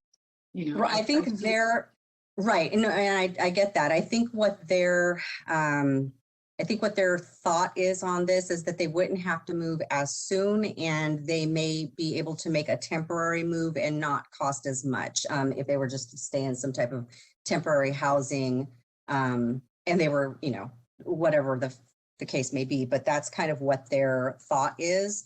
We can definitely take this information back to them and kind of give them what our concerns are about this, but they do understand the concern that was brought up during that meeting, that a lot of people are concerned that it would maybe make the unaccredited schools seem more in comparison with what our accredited schools will start doing. So that was definitely something that was a concern. Dr. I would- D'Amico. Oh, go ahead. I'm sorry. Go I ahead, would Doc. also say that I was in clinic my first year. So there was no, it wasn't, the first year of my naturopathic medical education was not spent entirely in the classroom. We were in clinic second semester of our first year doing, supportive roles. Right. Yeah, so I don't know if they would be kind of changing up the curriculum and, determining where those courses are going to be placed, but this is just something that they're looking into, and they wanted to kind of bring it to all of the regulatory boards to find out kind of just, what we were thinking in terms of if this is something that's doable, or that, we have some concerns and what those concerns would be. Dr. D'Amico, did you have some questions or comments about this? Yeah, I have a couple. First of all, I think that considering hybrid education is extremely important for the world in all levels of education. Because of the internet, things are possible that weren't possible. And we have a whole idea of education is based on kind of an early 1800 models from farming communities in the early 1800s. So I think it's really important to consider. And as I think back to my early education, I can tell you that there's some classes, I don't know if they would be considered didactic only, such as anatomy, histology, and even botanical medicines where we made things in the lab. So there's a lot of laboratory work that could possibly be done. I wouldn't want that to ever go away. On the other hand, there were plenty of courses that lots of students didn't even go to anyway because they didn't want to sit through lecture, but they studied and they passed their exams, and no one knows the difference. They're all doctors today. So being able to attend courses that don't require anything hands-on in the convenience of whatever location you happen to be in, I think is definitely worth considering without any compromise of the educational structure that's needed for hands-on experience. And the second thing is, I would just be curious, and I wouldn't be surprised if the other professions aren't considering this as well. And do you know anything about that? Yeah, I'm not sure if any of the other, like the allopathic or osteopathic professions are thinking about doing some of the hybrid delivery or not. But I know that, we have several just regular colleges out there that are now doing a hybrid delivery because you have like, I think, what is it, University of, gosh, I can't remember, Pacific or something, but there's several of them now that do deliver a hybrid delivery system. Of course, like you said, labs and stuff like that, where you have to actually go in and perform different tasks. I'm sure that those are still going to be in person. And we can always see about inviting the director here to maybe give a brief presentation of kind of why they're wanting to do this, where it's coming from, when they think that the possibility of this happening is going to occur. So we can definitely get more information on this, and you definitely don't have to take any type of stance on this or we just want to kind of give you the consideration of this. So that's kind of where we are today. But thank you for your comments, Dr. D'Amico, because those are some, they're very valid points. So thank you. Dr. Yoon, did you have some questions or comments? I think a lot of my same comments were already spoken by Dr. D'Amico. A lot of our classes, if you're saying 1 year, the first year would be online. These are also, again, a lot of the classes that we had labs and we were physically doing something, either, looking through the microscope or anatomy lab and palpating. So I'm not quite sure exactly how they're going to go about this. Did they propose a list of classes that they would consider for being online versus in person? They did not, but that is a great suggestion. We can definitely reach out to them and ask them which courses they were thinking about delivering in a hybrid capacity. Okay. And then does it change also any of the clinic work? Because the clinic work can be also, I mean, we do a lot of telemedicine, Right. and whether or not this is also a shift in medicine in general is that there is going to be a lot more of diagnosis over over telemedicine platforms versus in person. Mhm.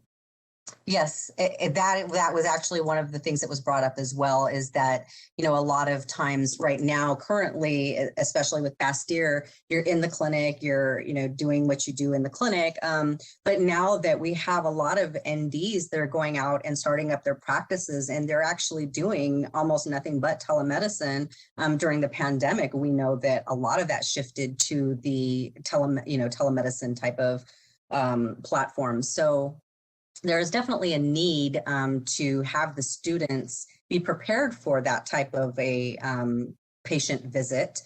So that was one of the things that they were discussing as well. So that's a really good point. But we can definitely reach out to CNME and get a list of courses that they're thinking that may be possible to have in a hybrid delivery system. Perfect. I think that would be great.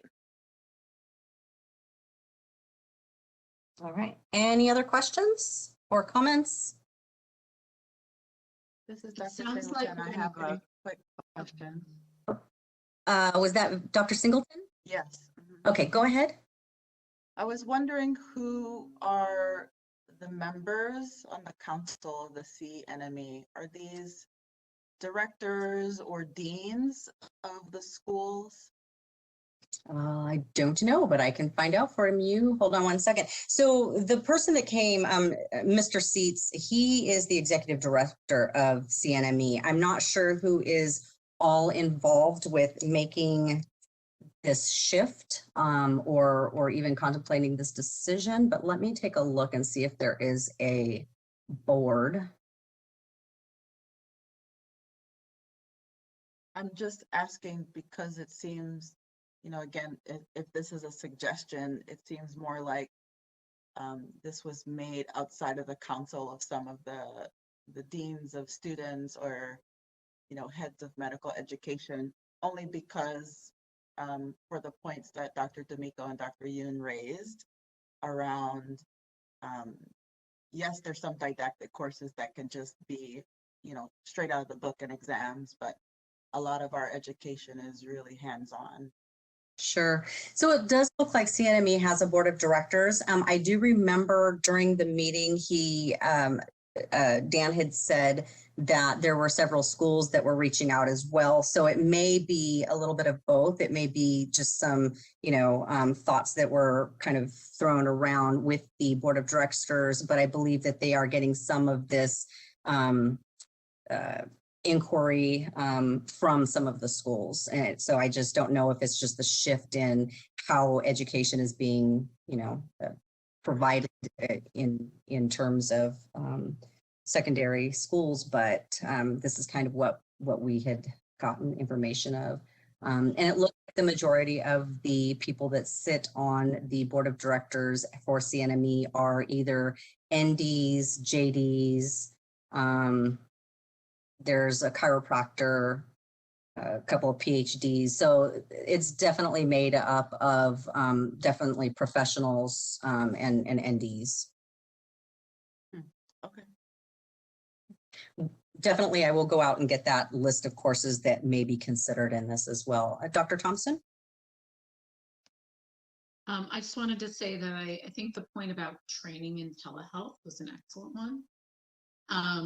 And also, I do believe that there are medical programs that allow for remote classes. When I practiced in the Hawaiian Islands, this was common in the nursing programs because they wouldn't have the instructors they needed necessarily on the island where the course was going. So I was on the Big Island, and then there was also UH on Oahu, and some of the classes were actually broadcast from the other islands for specific courses. So this use of televised courses is not unusual. The thing that I think I'm balking at and that many of us are having issue with is this idea of taking an entire year remotely and how that would actually work with the education that we need to get and what that would look like, which is why it'd be really great to get more information about really structurally what they're thinking that would look. Because yeah, I mean, I hadn't even thought of gross anatomy lab, but that's definitely something I wouldn't want to see go into a computer model situation. Sure, absolutely. Dr. D'Amico, did you have a question or concern? I just did a quick little search while we were talking, and first of all, it appears that almost all medical schools have done hybrid classes during the pandemic. All MD medical schools and osteopathic schools, and that there have been experiments. There's several journal articles going back as far as 2005 with experimental models of delivering probably mostly continuing medical education, but also and even including something more like dermatology. And there seems to be some advice, even at Harvard Medical School, how to get the most out of remote classes. So I think the point about making sure that our educational process never seems less effective than others is important. But I think I wouldn't be surprised if everyone's going to be looking at this, because the pandemic has brought us so many new perspectives. So I wouldn't want to take it off the table too soon. And I definitely want us to continue to watch and kind of lean into this opportunity. And I think that, as Dr. Thompson was saying, even as far back as the early 2000s, several of the colleges were using, as many regular colleges do, online, where you have all your course materials online and you could submit papers and so forth. So they were already having these sorts of boards and I don't know what you call it, like services. And now, you go to a medical school, every single person has a computer in front of them. And everyone's online. And I think that they have, in some places, even recorded the lectures so that they can be watched offline at another time or repeated. So just a couple comments. I think that things are trying to head in that direction where possible. Sure, absolutely. And again, we don't have to take any kind of stance on this right now. I can definitely see if Mr. Seitz would, come and give a presentation on this, provide some more information, maybe the background of, why they feel the need, who's requesting this, if it's just basically CNME or, how many other schools are requesting a hybrid type of delivery system. But yeah, I think that you're right. Several of the professionals have went to this type of hybrid delivery, especially during the pandemic. So it may be the new sign of the times, but we still want to make sure that the education and the value of what they're getting when they're going to these hybrid type of courses is still as effective as if they were in person. So I definitely get the concern there, because that was my main concern when this was presented to us back in the first part of April. So we can definitely move forward. If you guys want me to reach out to CNME and get some more information on this, I would be happy to do that. That sounds great. Do we need to vote on that, or can we just agree that that's what we need? We can just agree that that's what we would like to do. But yeah, I can go ahead and grab some more information from Mr. Seitz about that. Thank you so much. Thank you. Can we call for public comment on this?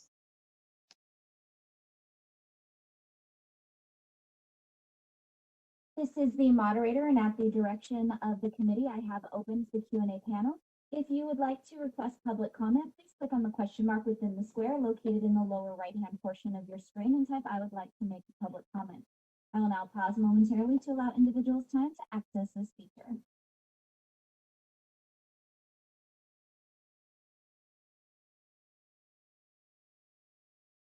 We have received no request for public comment. Would you like me to close this feature? Yes, thank you. You're welcome. Feature has been closed. All right, so at this time, we are moving on to agenda item number 8, which is the update on the discussion, update, and review of the social media subcommittee. Do we have someone from the social media subcommittee that's going to present this? No, Ms. Gyro had some other things that she had to do today, so I will just kind of be giving a little bit of an update on what's going on with our social media accounts. If you could go to the next slide, please. So as I was stating, Sherry Gyro, Public Affairs Officer from DCA, is working hard to get all of our social media accounts completed. Currently, we have a Twitter account, and I was told that the @ and whatever the name is called a handle. So apparently our handle for Twitter is @Naturopathic NMC. We also have, oh goodness, let me see here.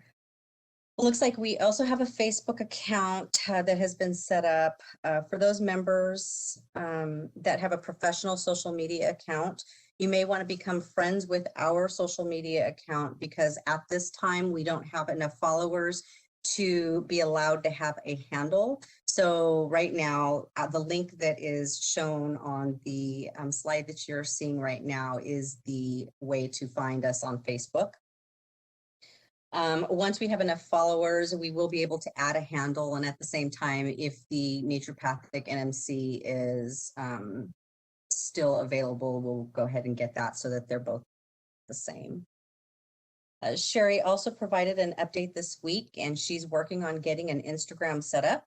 Once completed, she will also set up a Hootsuite account that will allow our content poster to post to the Twitter, Facebook, and Instagram all at one time. In addition, we now have some guidelines on social media use, and this will be sent to the subcommittee members and, of course, the chair that will also be kind of overseeing this along with the vice chair. All right, can you go to the next slide, please? All right. So the roles for the social media subcommittee and committee staff are an administrator who is responsible for content on social media. We also have a publisher authorized by the administrator to access social media sites in order to post information. We have a contributor authorized to create material to be posted and provides it to the publisher. And then, of course, we have the user, which is a member of the public who views the social media sites. I will provide the subcommittee members with the guidelines, and we can set up a meeting offline to come up with roles and duties so that we can start posting content. Are there any questions on the social media items?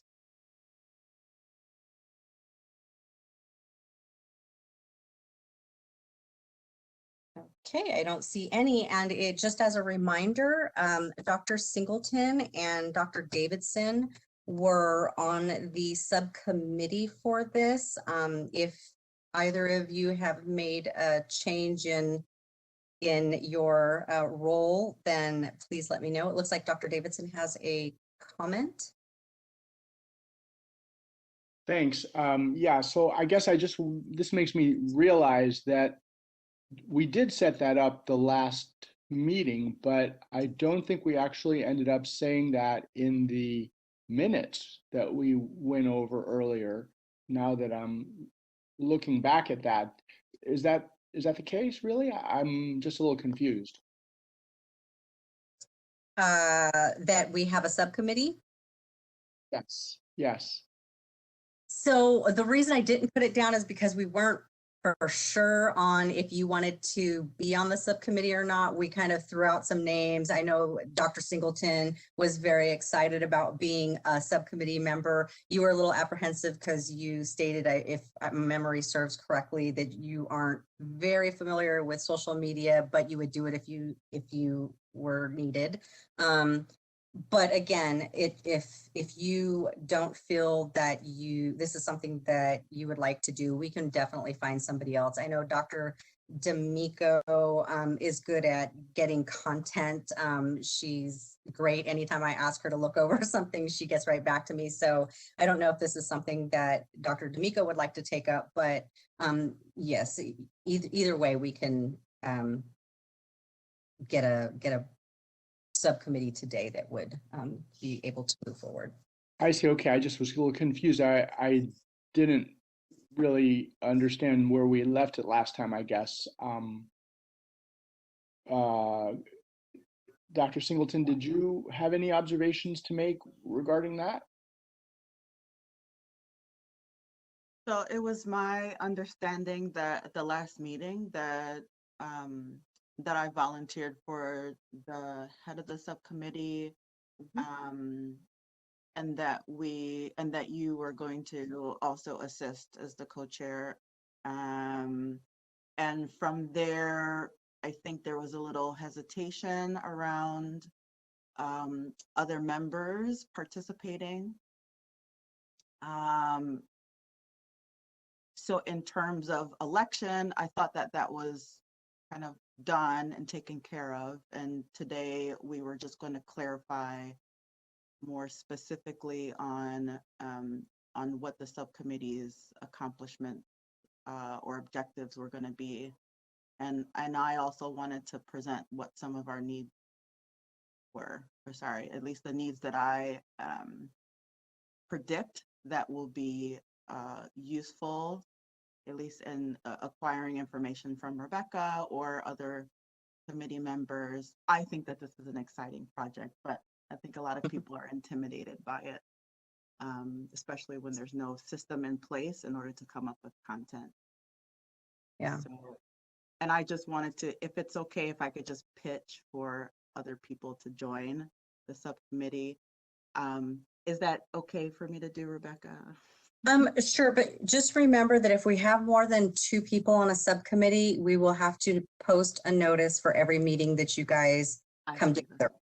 So, right. So if Dr. Davidson is not familiar enough with social media that he wants to remain on the subcommittee, that is definitely fine. I think when we spoke about it during our last meeting, he said he would go over content, but not be the one posting. So if you want to make a change, Dr. Davidson, and if we want to grab somebody else instead, that is perfectly okay. So please don't feel that this is something that you do. I'm very intimidated by social media too, so I totally feel you. Thanks. Yeah. So I guess, yeah. So my recollection is Dr. Singleton reflected that we had actually established those roles for a 2-person subcommittee at the end of the last meeting. So I'm not sure whether we need to update the minutes to reflect that from the last meeting. But in any case, yeah, my willingness to participate was based upon just providing input on content and how it was, I guess, phrased or structured as a supporter to that effort. But because the only one of these social media the social media outlets that I participate in personally and professionally is LinkedIn, I don't have any participation in any other ones, so wouldn't really be a suitable member to, if I was expected to have multiple jobs associated with supporting this effort. So I guess number one is, do we need to go back and update the minutes to reflect that we did this? Because Dr. Singleton and I did in fact communicate in the interim about it as a 2-person subcommittee. And then number 2 is, if we want to keep it as a 2-person subcommittee, I'm happy to step aside if there's someone else who feels that they could make a larger contribution in that role. Sure. Dr. Yoon, did you have something to add to that? I didn't have anything to add to that part. I have a separate question because I should not be on the media committee, but question about what you had said before. Do you want us to follow the like the page? Is that what you're asking for the NMC? Yes, absolutely. If you could like the Facebook page from your professional account, if those that have one, would be great, because the more followers that we get that handle, and it would make it a lot easier for people to find us. Got it. Perfect. Thank you. So Dr. D'Amico, did you have a question or comment? Just about the Facebook page, I don't believe we have that address in our agenda. If you could email it to us, I wasn't able to copy it down in time before the slide changed. Okay. Yes, I can definitely get that for you and send you guys all of the handles. And there's the link right there, but it is pretty long, so I can just send it to you. It'd be a lot easier for you to click it on.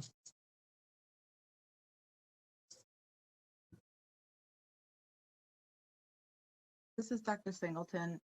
Rebecca, if you could email a hyperlink of all of them, that would be really easy. Because even after our last meeting, I tried to find the LinkedIn and I wasn't able to. Okay, I will it. definitely do that. Yeah, of Twitter, Facebook, and LinkedIn. Got it. Thank you. Right.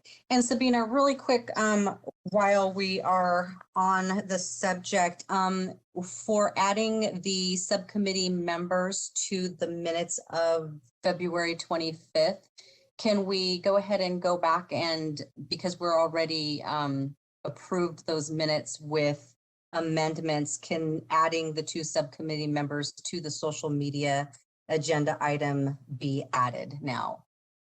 So that's probably, if the social media subcommittee, sorry, that's somehow a big mouthful. Yes. If that's already mentioned in the minutes, it's just a non-technical change, just to update it to include in the parentheses their names. You know, if we Okay. already, we already referenced them, we'll just make sure that their names are in there, because I know we already referenced the committee and that there were members. Right. Okay, perfect. Okay, so is there anybody that would be willing to take Dr. Davidson's spot? If you're more informed about the social media, so that you can help Dr. Singleton? I'm not sure how hard it would be for Dr. Singleton to do a lot of the posting and stuff like that herself, so, or going even through the content. So if there is somebody else that's more familiar with social media than Dr. Davidson and would like to step in, please let me know. Can I just add a quick comment? This is Dr. Singleton. Sure. Yeah, so I think there's a huge misconception about either the ease or complexity of creating posts. And many of us have experienced this in our own professional careers, trying to post something or come up with content.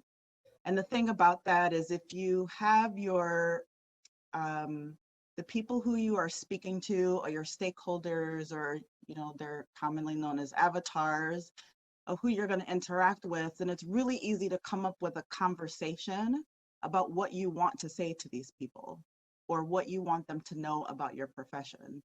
I think it's a lot easier once there's a framework, and I do have a framework in place to be able to come up with content in a really easy way. So it's not so intimidating. It's just about having a conversation with people that you care about. And I think our committee has a lot of people and potential stakeholders that need to be informed about what we're doing and what we're up to, and the importance of what we're up to.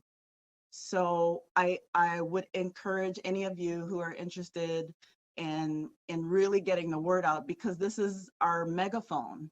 And if we don't have comments, just like Dr. D'Amico was saying, if we're not voting or at least taking a position on something, then we don't have a voice, right? So I think a lot of the intimidation around coming up with content there's nothing to be intimidated about. If you were to walk up to someone on the street and they asked you what you did, you'd be able to say to them in 10 words or less about what you do or what you're up to or something exciting that happened in practice. So I'm just saying this to say it's not as difficult. It is a little time consuming, but coming up with content is actually the easy part. The scheduling piece, which Rebecca, I think you decided to, or at least on your end, you guys are taking up the reins with that. I think the subcommittee is just coming up with content, if I'm not mistaken. That is correct, yes. Yeah. So I just wanted to, put that out there for people. If you're on the fence about it, it's nothing to be, at least the way that I'm approaching it.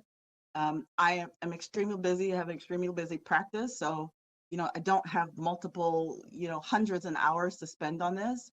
So I have a system in place to come up with content in a really easy way that I think is fun. But remember, this is our mouthpiece. This is our megaphone to the world, to our stakeholders. That is great information. Thank you, Dr. Singleton. And I know you've been really excited about this. We've been sharing back and forth. So I am really glad to have you as a chair of this subcommittee. I know that once we get going, it's going to be a little easier than what we think it is. But again, it's a scary beast. Anytime you're dealing with social media and, knowing what content to put out there. So I do appreciate your feedback on this. Dr. D'Amico, did you have a question or comment? Yes, I was just going to ask Dr. Singleton.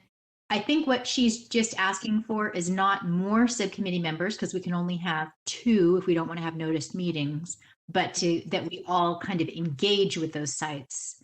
That would be helpful. Is that correct, Dr. Singleton? What I understand? Well, it's a little bit of both. I think that Dr. Davidson, I think that we're all sort of waiting for either a yay or nay on participating with the subcommittee officially. At least that's what I understand that we're needing. From me? Yes. Oh, well, I guess the way I put it before was I'm happy to serve if I'm, considered to be a potential contributor, but I'm happy to step aside if there's someone else who may be able to offer a more nuanced perspective given their own current involvement with these social media platforms. So, I'm happy to step aside if there's someone else who's willing to jump in. We're going to take that as a yay. I believe that's okay. Okay. Great, thank you. Dr. Thompson, did you have a question or comment? Yeah, sorry. It's okay. So yeah, that was my understanding at our last meeting was that, Dr. Davidson was going to participate, that his experience and expertise as, as a member of the public, as providing insight of someone who would potentially be reading these posts for information, is valuable, and that the, hardcore structure was covered by Dr. Singleton. So I think we're good on that. I think that you guys just need to start scheduling meetings. Perfect.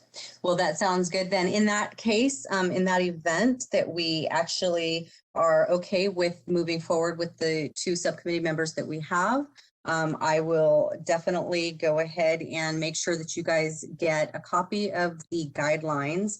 And this came from the Public Affairs Office. So these are guidelines that DCA currently uses. However, I have been informed that they are working to update some of the current guidelines. But when I send that to you offline, please feel free to get back to me with any questions or anything that you have. And this is just going to kind of start and put us in a place where we know what is expected with the content that we are posting, with the roles that we play in the subcommittee and in what we do to provide service to the social media accounts. So thank you so much for listening to me and, getting an update on what's going on with social media right now. And I will be sending you guys some stuff offline later today.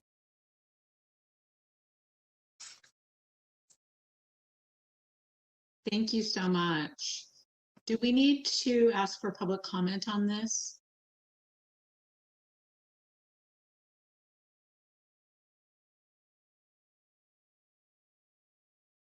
If we have any public members online, we probably do. Moderator, are there public members online? There are. All right, can you open a box regarding the public comment? Absolutely. At the committee's direction, I have opened the Q&A panel. If you would like to request public comment, for your reference, being displayed on your screen are the instructions to request public comment. I will pause momentarily to allow individuals time to access this feature.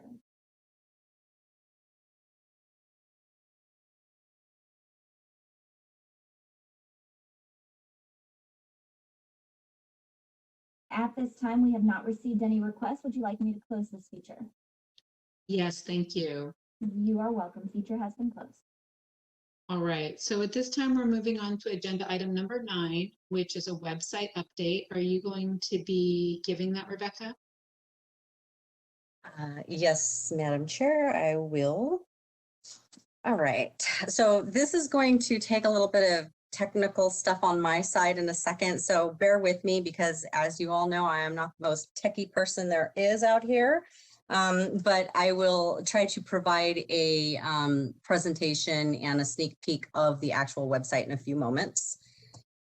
So I've been working nonstop with our web developer, Mcdermott, to put forward a new website that is easy to use, easy to navigate, and provides a lot of services, resources, and information for our licensees, the consumers, applicants, and we even have added a new section for naturopathic students. There's also a section that provides patient information on how to file a complaint against insurance companies that deny naturopathic services. So if you guys are all ready, hang on with me and I'm going to give you a preview.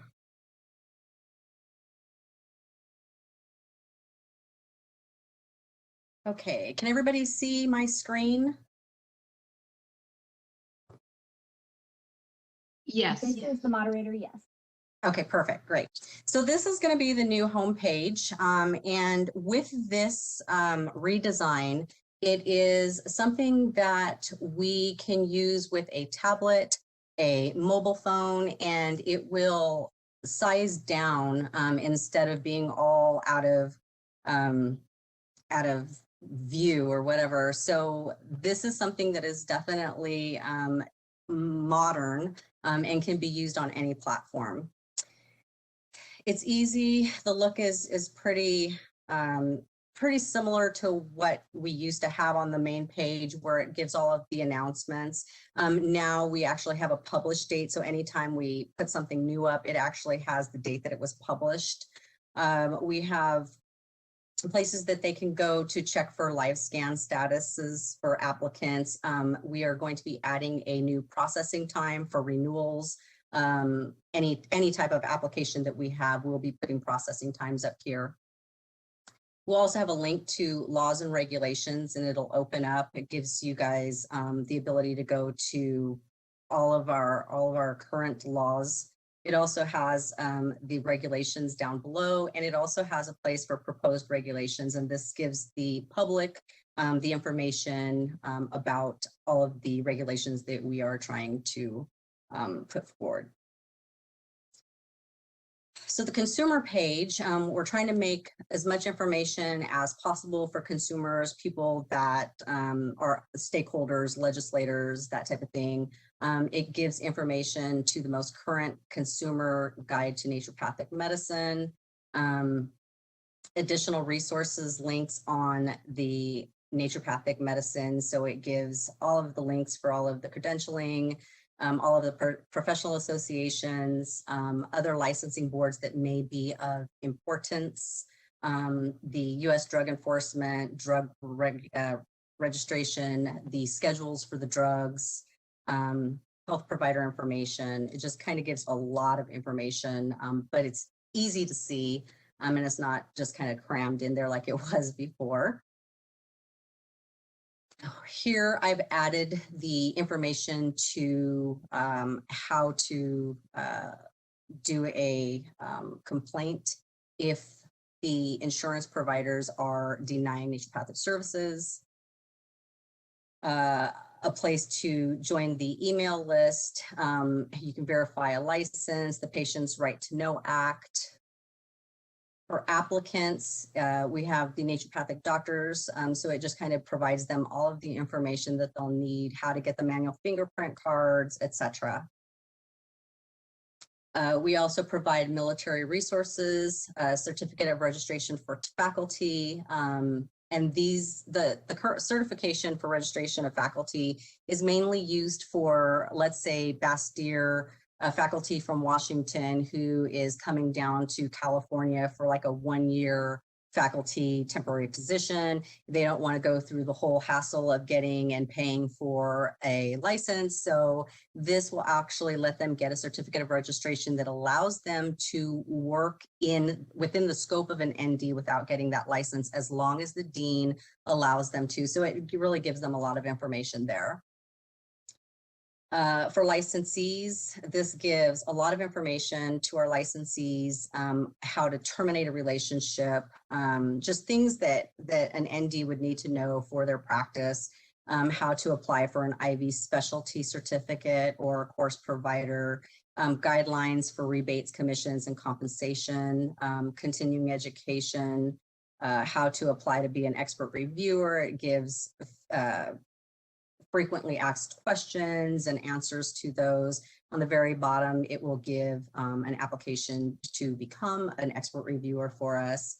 So just a lot of information, and just in a format that's a lot easier to navigate for everybody. So this is just what I wanted to show you today. We don't quite have the forms and publications or the frequently asked questions up yet, but we do have a way to go directly to our Twitter page, which is great.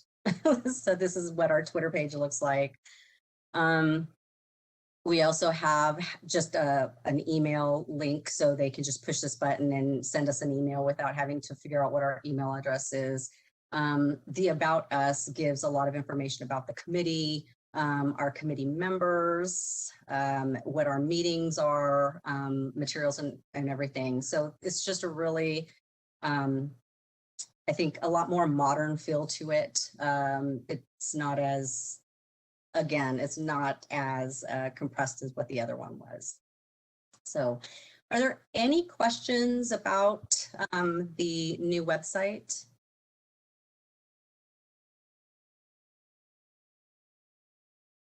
I can't see hands or anything raised. So This is Dr. D'Amico. Dr. D'Amico, go ahead. I just want to say this looks amazing, fantastic, so great, so accessible, so useful. Yeah. And there's a great tie-in possibility once this is launched. If you let the social media committee know, they can do specific posts and links to pages about, did you know PPOs should cover naturopathic medicine? If you've had problems getting yourself covered, go to this site. Military people, there's several little pages on there that could be great content. Absolutely. And I totally agree with you. I have been so excited working on this. And I don't know who it was I was speaking to a couple of days ago, but I literally have been working like until 10 and 11 sometimes at night and during the weekends on getting this content ready for the developer to add. He is actually going to be going away on a month-long vacation here in a couple of weeks. So I am working diligently to get all of this material to him so that he can get everything up before he leaves in mid-May. So we're hoping that everything will be completed within the next 2 weeks. So hopefully by the next time we have a committee meeting, you guys will be receiving exciting news on some feedback on what we're getting about the website. So yes, I am with you, Dr. D'Amico. I'm extremely excited about this. We've already had a lot of feedback from, we actually presented this and gave a little sneak peek during the CNDA members conference during the last weekend, and we got a lot of feedback already on it. So that's great that we're being able to assist in getting some of this information out to our licensees and the stakeholders. Our previous site was based on a template that was used throughout DCA boards and bureaus. Is this going to be a new template for the whole DCA, or is this unique to our committee? This is a new template that the whole state uses. They are really trying to make sure that if somebody is on a cell phone, because who even gets in front of their computer anymore when they're out and about? They just don't. They will jump onto our website using their cell phone. And with the last, with our current website right now, it's skewed. So depending on what you're trying to look at, you may or may not even see it on the screen. So we're definitely trying to make that more modernized for accessibility reasons. This is also ADA compliant, and I am all about that. So that is my biggest thing when it comes to making sure that the publications and everything and the forms that are put onto our website can all be received in different formats for ADA compliance reasons. Both of my thumbs are way up. Good. I'm so glad to hear that. Are there any other comments or concerns about this? Rebecca, Dr. Thompson. So I just wanted to say, I totally agree. As you were going through this, there were multiple links that you referenced that I was thinking how useful that would be for myself and my practice. So just really great vote of confidence there. Is this live yet, or is this going to be live once you've done the things you need to do after the next 2 weeks? Yes, it will. It is not live yet. What you're seeing right now is on our network, so it cannot be accessed from outside. I was actually going to have Dr. Singleton take a look at some stuff because I wanted her input on the marketing behind it, but she couldn't access it. So that's how we found out that it's definitely something that's internal right now. But as soon as it goes live, we will definitely send an email blast out to everybody that is subscribed. You guys will also get a link, of course, to this, and we will also be sending an informational email out to CNDA so that they can post it for their members as well. Wonderful. Thank you for all of that hard work. No Beck, worries. I feel like we need to clone you, but it's like you've almost cloned yourself. You get so much done. I try as hard as I can. Sometimes I just don't have enough me to go around, but long hours, and I do it so that our consumers are protected and that our licensees have all of the information that they need. This has been something that we've needed for a while now, so I'm glad that we're able to get this out there to the consumers, the licensees, and students even now. So see, we even have a student. So we'll be putting content in there. Again, this is an ongoing process. So even after we go live, we can still add material to it if we need to. We just won't be able to do it right away because our person that's doing this development is gone for a month. But if it's something that's, needs to be up right away, the internet team is very good at making sure that our needs for postings are complete. So. Are there any other questions or concerns about this before we go on to the next item?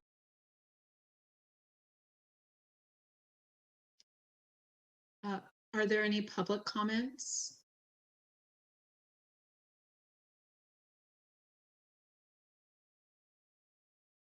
Moderator, do we have members of the public? We do.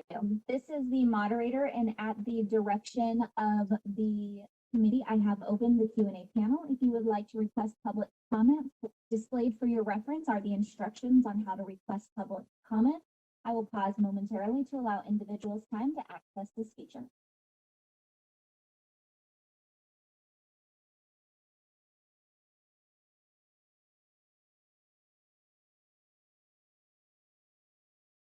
At this time, we have not received any requests for public comment. Would you like me to close this feature? Yes, please. You're very welcome. Feature's closed. So we already did agenda item number 10, which was the budget update. So the next agenda item is actually number 11, which is also the fabulous Rebecca Mitchell giving us her executive officer update. Great, thank you so much. Okay, today we'll be reviewing staffing and committee member vacancies, licensing report, and the enforcement report. Could you please go to the next slide? Thank you. So we currently have 2 vacancies. We have 1 ND position, and we also have 1 physician position that can be filled by either an MD or DO. Both are governor-appointed positions. This information was also shared by the CNDA and was also presented to the CNDA members during the virtual conference last weekend. We received several licensees that were showing interest, and I believe a couple of them have even applied with the governor's appointment office at this time. We are still looking for a physician position. We did have 1 prospect, so hopefully that person has applied. I will be making a phone call tomorrow to the governor's office, appointments office, to find out if they do have applicants now and if they are going to move forward with getting us 2 positions filled. Are there any questions about that before I move forward? Great, seeing none, can you go to the next slide, please? Great, thank you. So we're still limited in staffing. We have a slight backlog now in licensing timelines. Our normal performance measures for processing applications is completed within 21 days. The standard performance measure is 45 days or under. Our current workload is being processed at 57 days. I have a duty statement ready for the enforcement position, and we'll be working with DCA and OHR to find a limited term candidate that can that we can bring on and pay out of the blanket, which is just another way of saying that we'll just pay for it out of, you know, extra money and not out of a line item for staffing. The EO currently continues to cover enforcement duties and is currently assisting with licensing and clerical duties to get the numbers back to our normal processing times. A review of the licensing process showed delays due to telework schedule and limited staff in the office. So starting on June 1st, staff will be redirected to work back in the office at least 3 days a week until the backlogs have been mitigated. Can you please move forward? Oh, Dr. D'Amico, did you have a question with that? Yes. At our previous meeting, you reported that efficiency had actually improved by using telework. So I am wondering why staff is required to return to work, or why the telework schedule has slowed the processing time. Since our last meeting, I'm not sure what has happened, but work is not being processed at the same time levels as normal. So staff will be instructed to return to work 3 days a week so that items are getting done in a time limit that we see sufficient. And 57 days is not that. And that requires supervision of the EO, right? Yes. In present point. Got it. Thanks.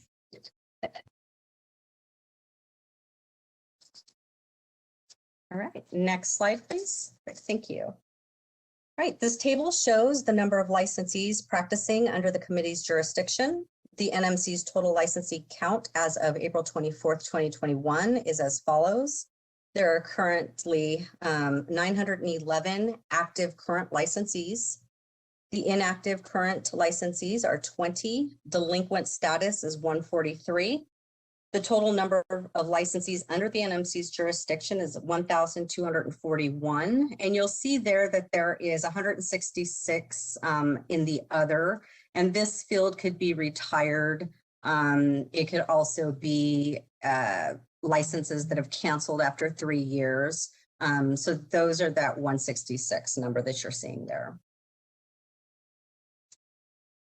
All right, there are also 17 new applicants that are awaiting completion before we can move on with the approvals and denials. There's also 3 applications that are currently awaiting payment for license.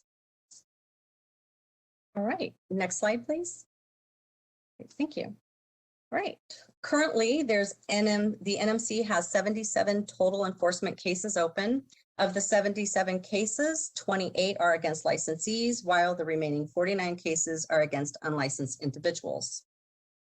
The unlicensed activity still remains the largest portion of NMC's enforcement caseload, making up 64% of cases. This is the lowest percentage of enforcement cases against unlicensed activity in the last 5 years. It does appear that the educational material that the committee sends out upon the initial complaint may be in part to assisting with lowering those numbers. We hope that continued educational and informational outreach campaigns will continue to produce decreased unlicensed activity. The unlicensed activity consists of using the naturopathic doctor title without a license, not providing a written disclaimer of unlicensed practice to their client and having a signed copy of the client's acknowledgement on file, and providing diagnosis, providing treatment within the scope of an ND, and harming clients. So as you can see, we're still getting the unlicensed activity. It has gone down quite a bit, but it's still an issue. We have 13 new cases that were opened since the last meeting that we had, and 7 cases have been closed since our last meeting. Dr. D'Amico, did you have a question or concern? Yes. I just wondered, we have fewer than 1,000 licensees active in our state currently. 77 cases total, or 28 against licensees, seems like a lot to me, but I don't know if that's actually true. Based on your experience, is that pretty typical, or is that still quite a lot for the small number of licensees that we have? It's a lot for what we usually see. And, of course, with every other professional regulating board that's out there, when you see an increase in licensees, you see an increase in enforcement issues, violations happening. And these can be small, violations, but a violation is still a violation. And we unfortunately have to take action on everything that comes into our committee, regardless of whether we take action against the license or not. We have to open it. We have to do an investigation on it. So just because the 77 cases are open and 28 of them are licensees, it doesn't mean that we're going to take action against every single one of those. It could be something as easy as closing it because, there's no violation there. I'm just asking if this is proportionally a pretty typical caseload, like when you were on the board of osteopathic medicine, say you had 10,000, would it be 228 cases, or? Right. So I can tell you, coming from a large board like that, if they had only 28 cases, or the percentage of cases that we have, they would love it, but it's not the case. They have thousands upon thousands of cases. So I believe that it is similar, but we still have a very, very small caseload, even for our population size. Great, thank you. Mm-hmm. Any other questions or concerns with enforcement? Okay, can you go to the next slide, please? Okay, thank you. Currently, the NMC again has 28 total enforcement cases opened. Of the 28 cases, the breakdown of violation types are as follows. We have advertising violations. We have 10 or 36%. Failure to update addresses with the committee, 2 or 7%. DUI related violations, 4 or 14%.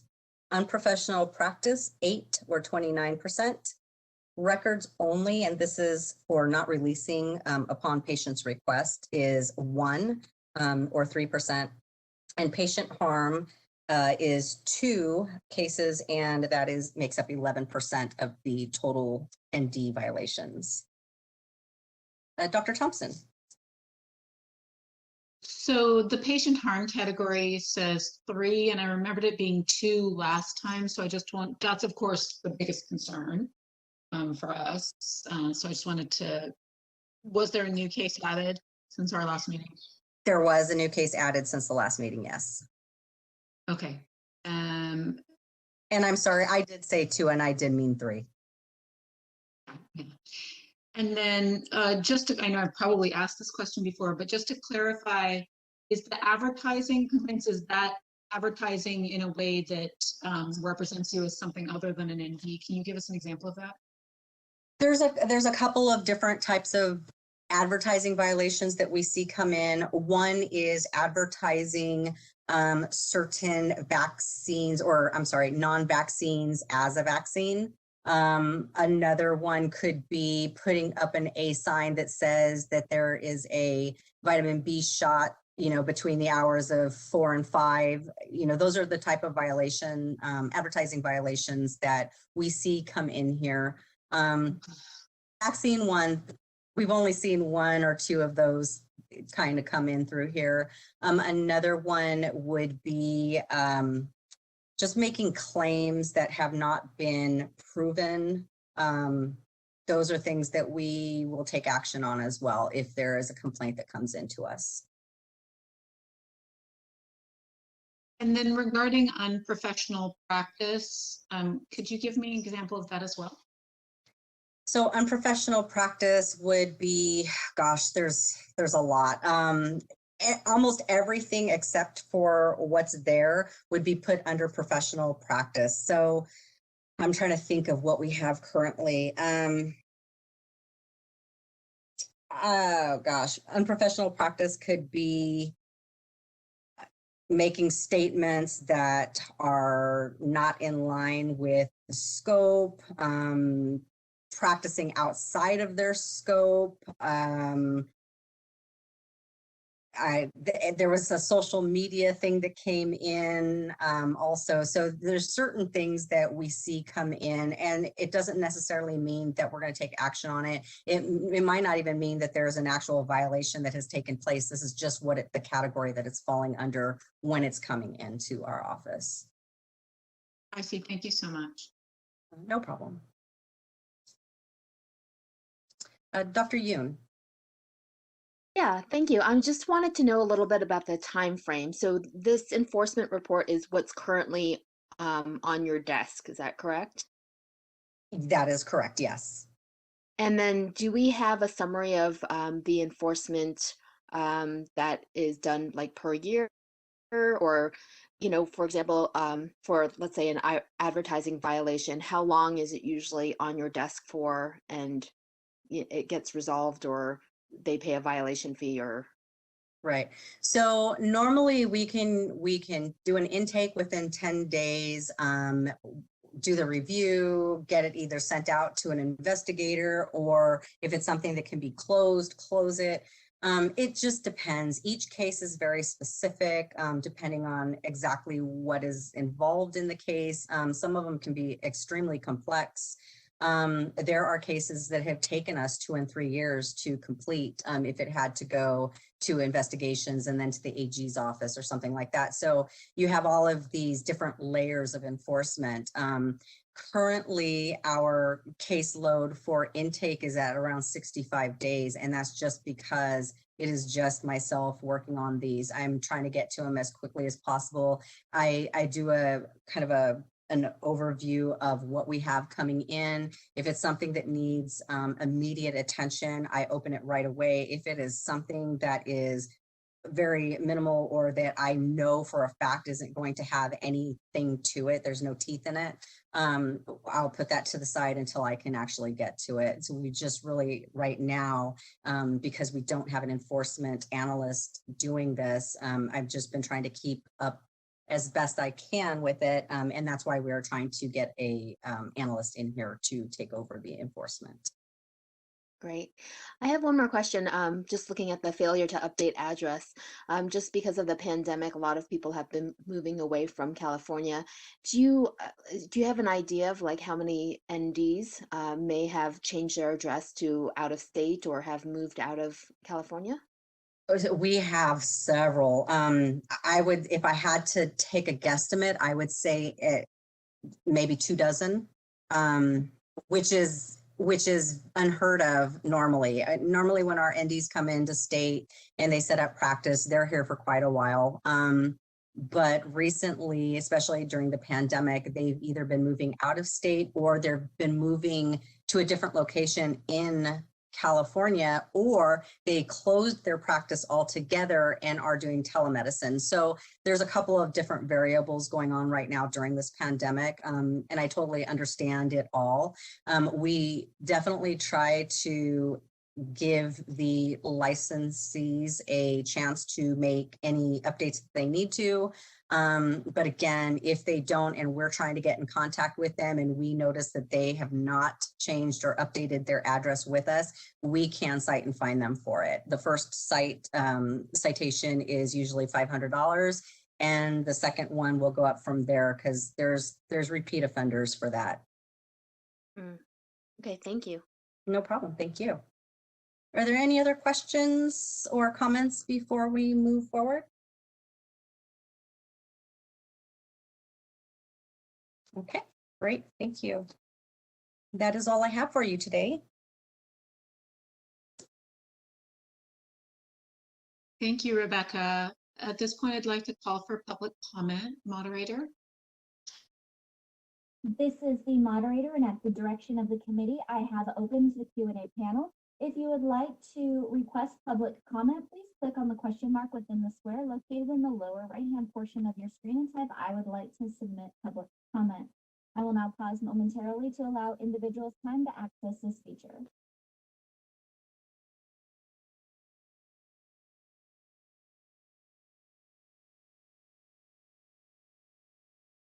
At this time, it does not appear we've received any requests for public comment. Would you like me to close this feature? Yes, please. Feature has been closed.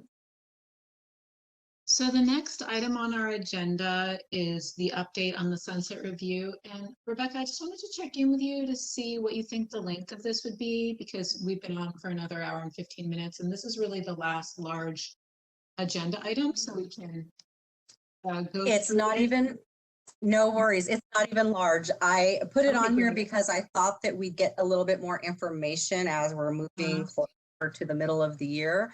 But I still have not been contacted by the committee. So I'm thinking that we probably won't hear anything until maybe around August, September-ish, is usually when we start getting information from the oversight committee.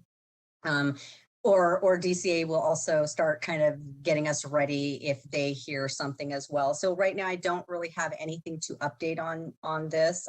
We already have our subcommittee, 2 subcommittees appointed for this, and I will just go ahead and remind you all who that was. We have Dr. Yoon and Dr. D'Amico on one of the subcommittees, and Dr. Davidson and Dr. Thompson on the other. And they'll be just doing ad hoc work just as needed as we move forward. I did, however, receive a copy of the questions of the oversight review. So I can definitely get that out to you so that you can kind of see what we're going to be asked as we move forward in the oversight review.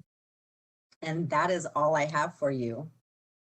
Great. And do we need to set up meetings of those subcommittees now that we do have the questions? We will probably want to do it, but I'm going to try to see if we can get a timeline from DCA to if they've heard anything about when we're going to start having to get this information ready. But yes, I will get that to you, to the 2 subcommittees, and we'll start setting up some time for you guys to kind of take a look at reports. I'll have to start running different reports to pull the data that you guys are going to need for this because a lot of the questions are data driven. So we'll definitely get that information out to you guys. Well, thrilled to have Dr. Davidson on my subcommittee then.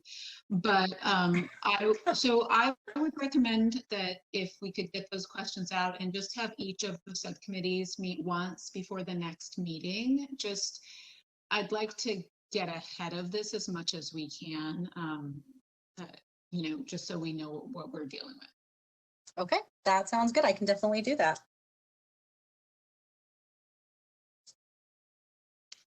Excellent. Is there any public comment on the site?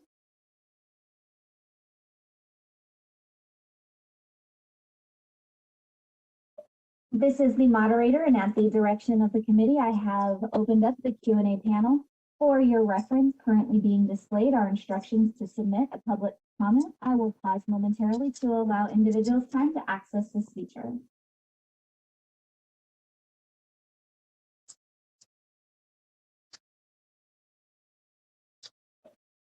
At this time, we have not received any requests for public comment. Would you like me to close this feature? Yes, thank you. You're very welcome. Feature has been closed.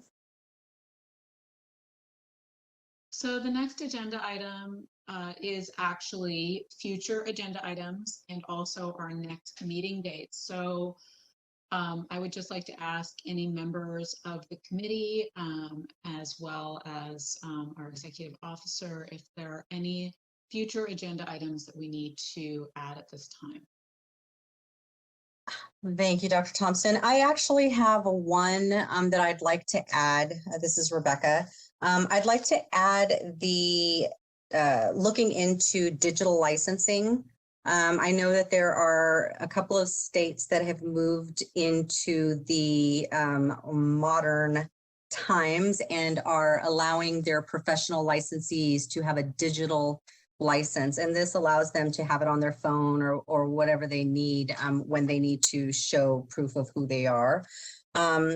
But the real reason that I want to put this on there is because a paper copy is stale the minute that you print that out and send it on its way, because anything can happen. So we really like to put that on there to kind of take a look at what we would need to do to go into the digital licensing. That sounds great. And then would we also want to add an agenda item for the hybrid learning for naturopathic education? It seemed like we had a lot of questions on that, so we probably want to revisit that at the next meeting. Okay.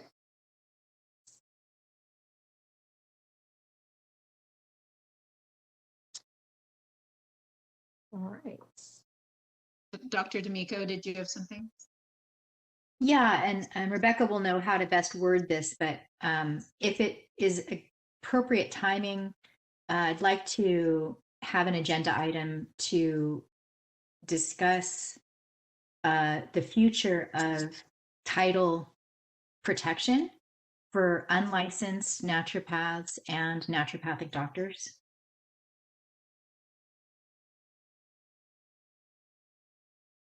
Okay.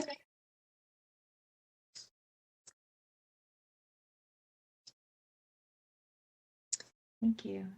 No problem. Are there any other additions for agenda items, future agenda items? I already have social media and sunset down, and they'll probably be on here for the next several meetings. And I think, you know, this will probably be on there as well, just an update on all of our legislative packages and where they're at. Absolutely. So I have a question regarding the sunset review right now for the nurses. Is that going on as well? I believe that they were, I want to say that they were changed to a different schedule than we were. We had been extended for 1 year. We were supposed to do our sunset this past year that is going on right now. We were supposed to be on the same schedule with the osteopathic medical board and the medical board. But because of the pandemic, they were unable to get everybody done at one time. So they extended some of the acts. We were one of those that were extended for a year. So I don't believe that we will be on the same schedule as the BRN anymore. Okay, but their sunset is this year, correct? This year, correct, yes. And is there any meetings that we need to make with them for just stakeholder?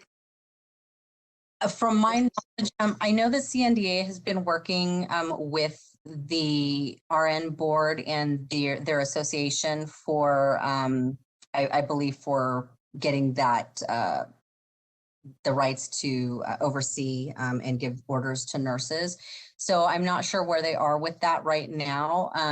We could definitely make contact with the BRN and kind of find out what's going on. But I think the best bet would be to contact CNDA and see where they are with those talks. Okay, sounds great. Thank you. Sure.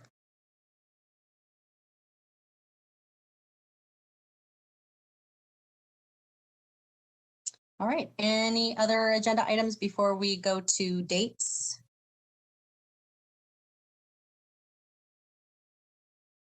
Okay, I don't see any.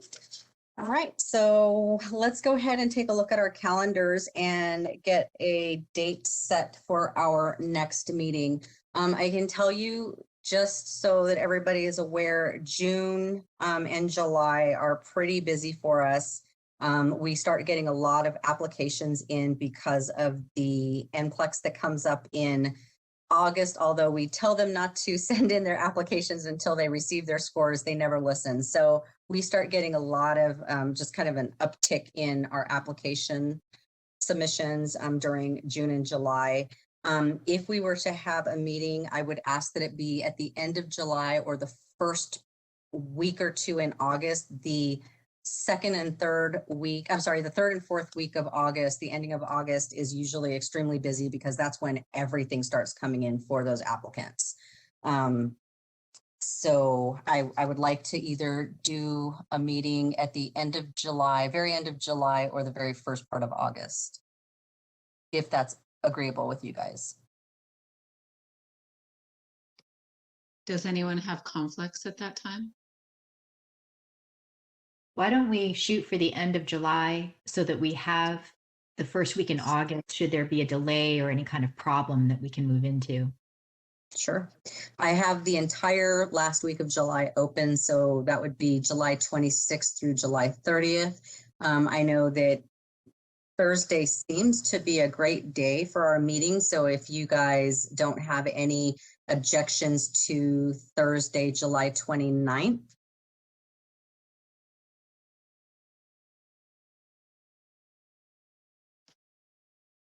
So That's fine for me. You said that was okay with you, Dr. Davidson? Yes. Okay, perfect. this is Dr. Thompson. I just have a preference for earlier in the week because my twins turn 13 on the 30th and there might be something going on related. Totally understand. It's not a hard thing, but I just, it seems like it could potentially be a difficult day for me. Are Okay, Tuesdays a problem for anyone? No, Tuesday would be great for me. It's good for me. Tuesday is good with me also. That would be Tuesday, July 27th. Mm-hmm. This is Sabina. I hate to burst the bubble, but I have another board meeting the 26th and 27th, but I'm free the 28th, 29th, and 30th. Okay, so what about Wednesday, the 20th?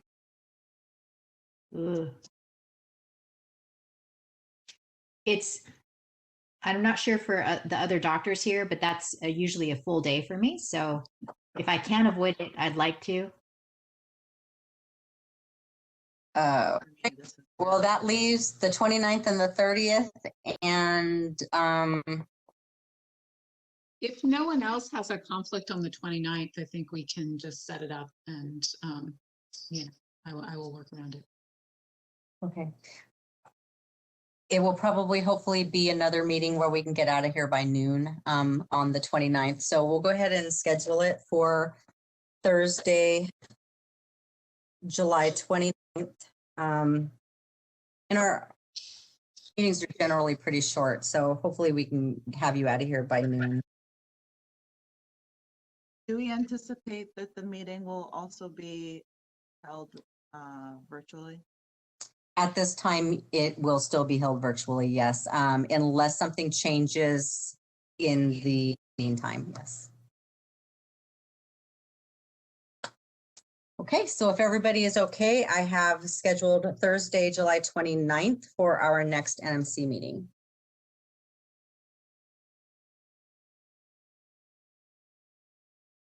I assume this isn't one we have to ask for public comment on, or do we? No, it's fine. All right, that was our last agenda item. Does anyone have anything else they need to add before we adjourn? I'm going to give you just a few moments to make sure. Dr. Yoon. Yes, just one more question regarding to Rebecca, whether or not the minor surgery and the formulary subcommittees are continuing, or are they kind of nixed at this point? So they are continuing. We did kind of stop for a while. Of course, there was COVID, and so we just kind of stopped on those. One of them, because we lost Dr. Spar, we could not move forward with that subcommittee because we actually have to have an MD or DO physician on the subcommittee. Not that we have to, that are mandated, but it is good to have that physician co-part on there when we take these recommendations to the legislature. So we will definitely start those up again. As a matter of fact, we can probably start the one that we have both. I believe we have Dr. Quinn and you on the prescribing, correct? Is that? Okay. So I think we can still move forward on that one. I was just trying to give everybody a little bit of a break. Not that we want to, not do our work, but with the pandemic, it was difficult just to get into our meetings here. So I wanted to make sure that everybody was able to continue on doing their stuff. So we will definitely get those started back up again. Okay, great. Thank you. Rebecca, this is Dr. D'Amico. Yes. For the minor office procedure subcommittee, can we bring in an MD or DO who isn't a committee member to be on that subcommittee if we do not get an appointment? We've been waiting a couple, year and a half, 2 years now.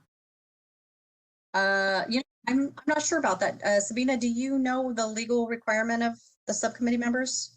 No, you can always have a non-committee member, an industry member as a subcommittee member, but if you go beyond 2, you will have to be noticing those meetings for the public. Gotcha.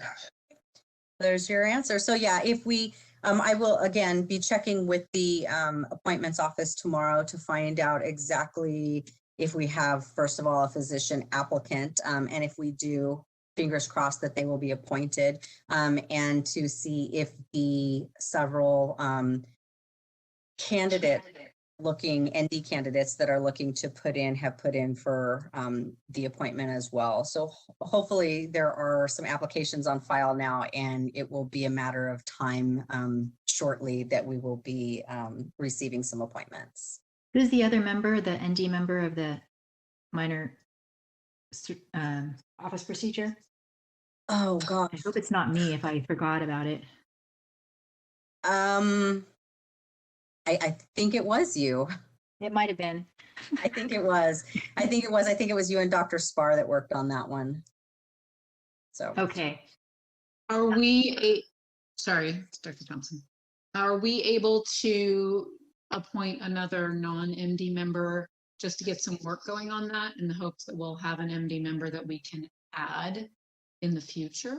We can, but if we're going to get a physician appointment in the next week or so, we don't want to go out and try to find somebody because we don't want 2 people doing the same work. So it would just be kind of silly to have an appointment to a non-member for the subcommittee if we're going to be receiving a physician in the next week. So just kind of depending on what information I get from the appointments office tomorrow, I think we can make a little bit of a better decision moving forward. So Dr. Thompson, I will get in touch with you tomorrow after I have a conversation with the appointments office and let you know where we are. And then I'll let you make that determination whether you want to go ahead and go out to get a physician subcommittee member for now.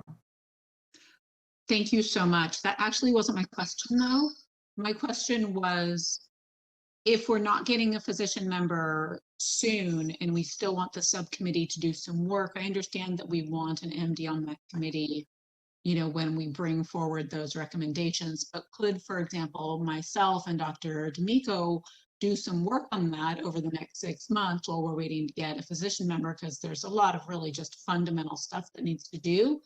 And Sure. then at some point switch the committee if we get a physician on the I'm sorry, switch the subcommittee if we get a physician member of the committee who could then take over that place. Does that make sense? Yeah, that does make sense. And I'm sorry, I totally misunderstood your first comment. So yes, that is definitely doable. I don't believe that we would be doing it duplicatively. So I think that if we do not get a physician in the next week or so, if you feel comfortable with getting another ND subcommittee member for that, we could definitely do that and move forward until we have a physician that can also jump on board and get up to speed. I just think there's so many layers of work to be done on these committees that we might as well just move forward with what we can do at this point. Right, absolutely.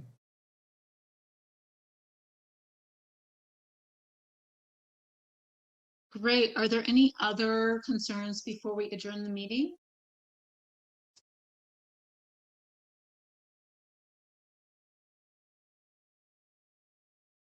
All right, well, hearing none, I would like to adjourn the Naturopathic Medical Committee meeting today, which is April 29th, 2021 at 12:19 p.m. Thank you, everyone, for taking time out of your busy schedules to be here. Great, thank you, everybody. I appreciate you all being here today. Thank you. Thanks. Bye-bye. Bye. Bye.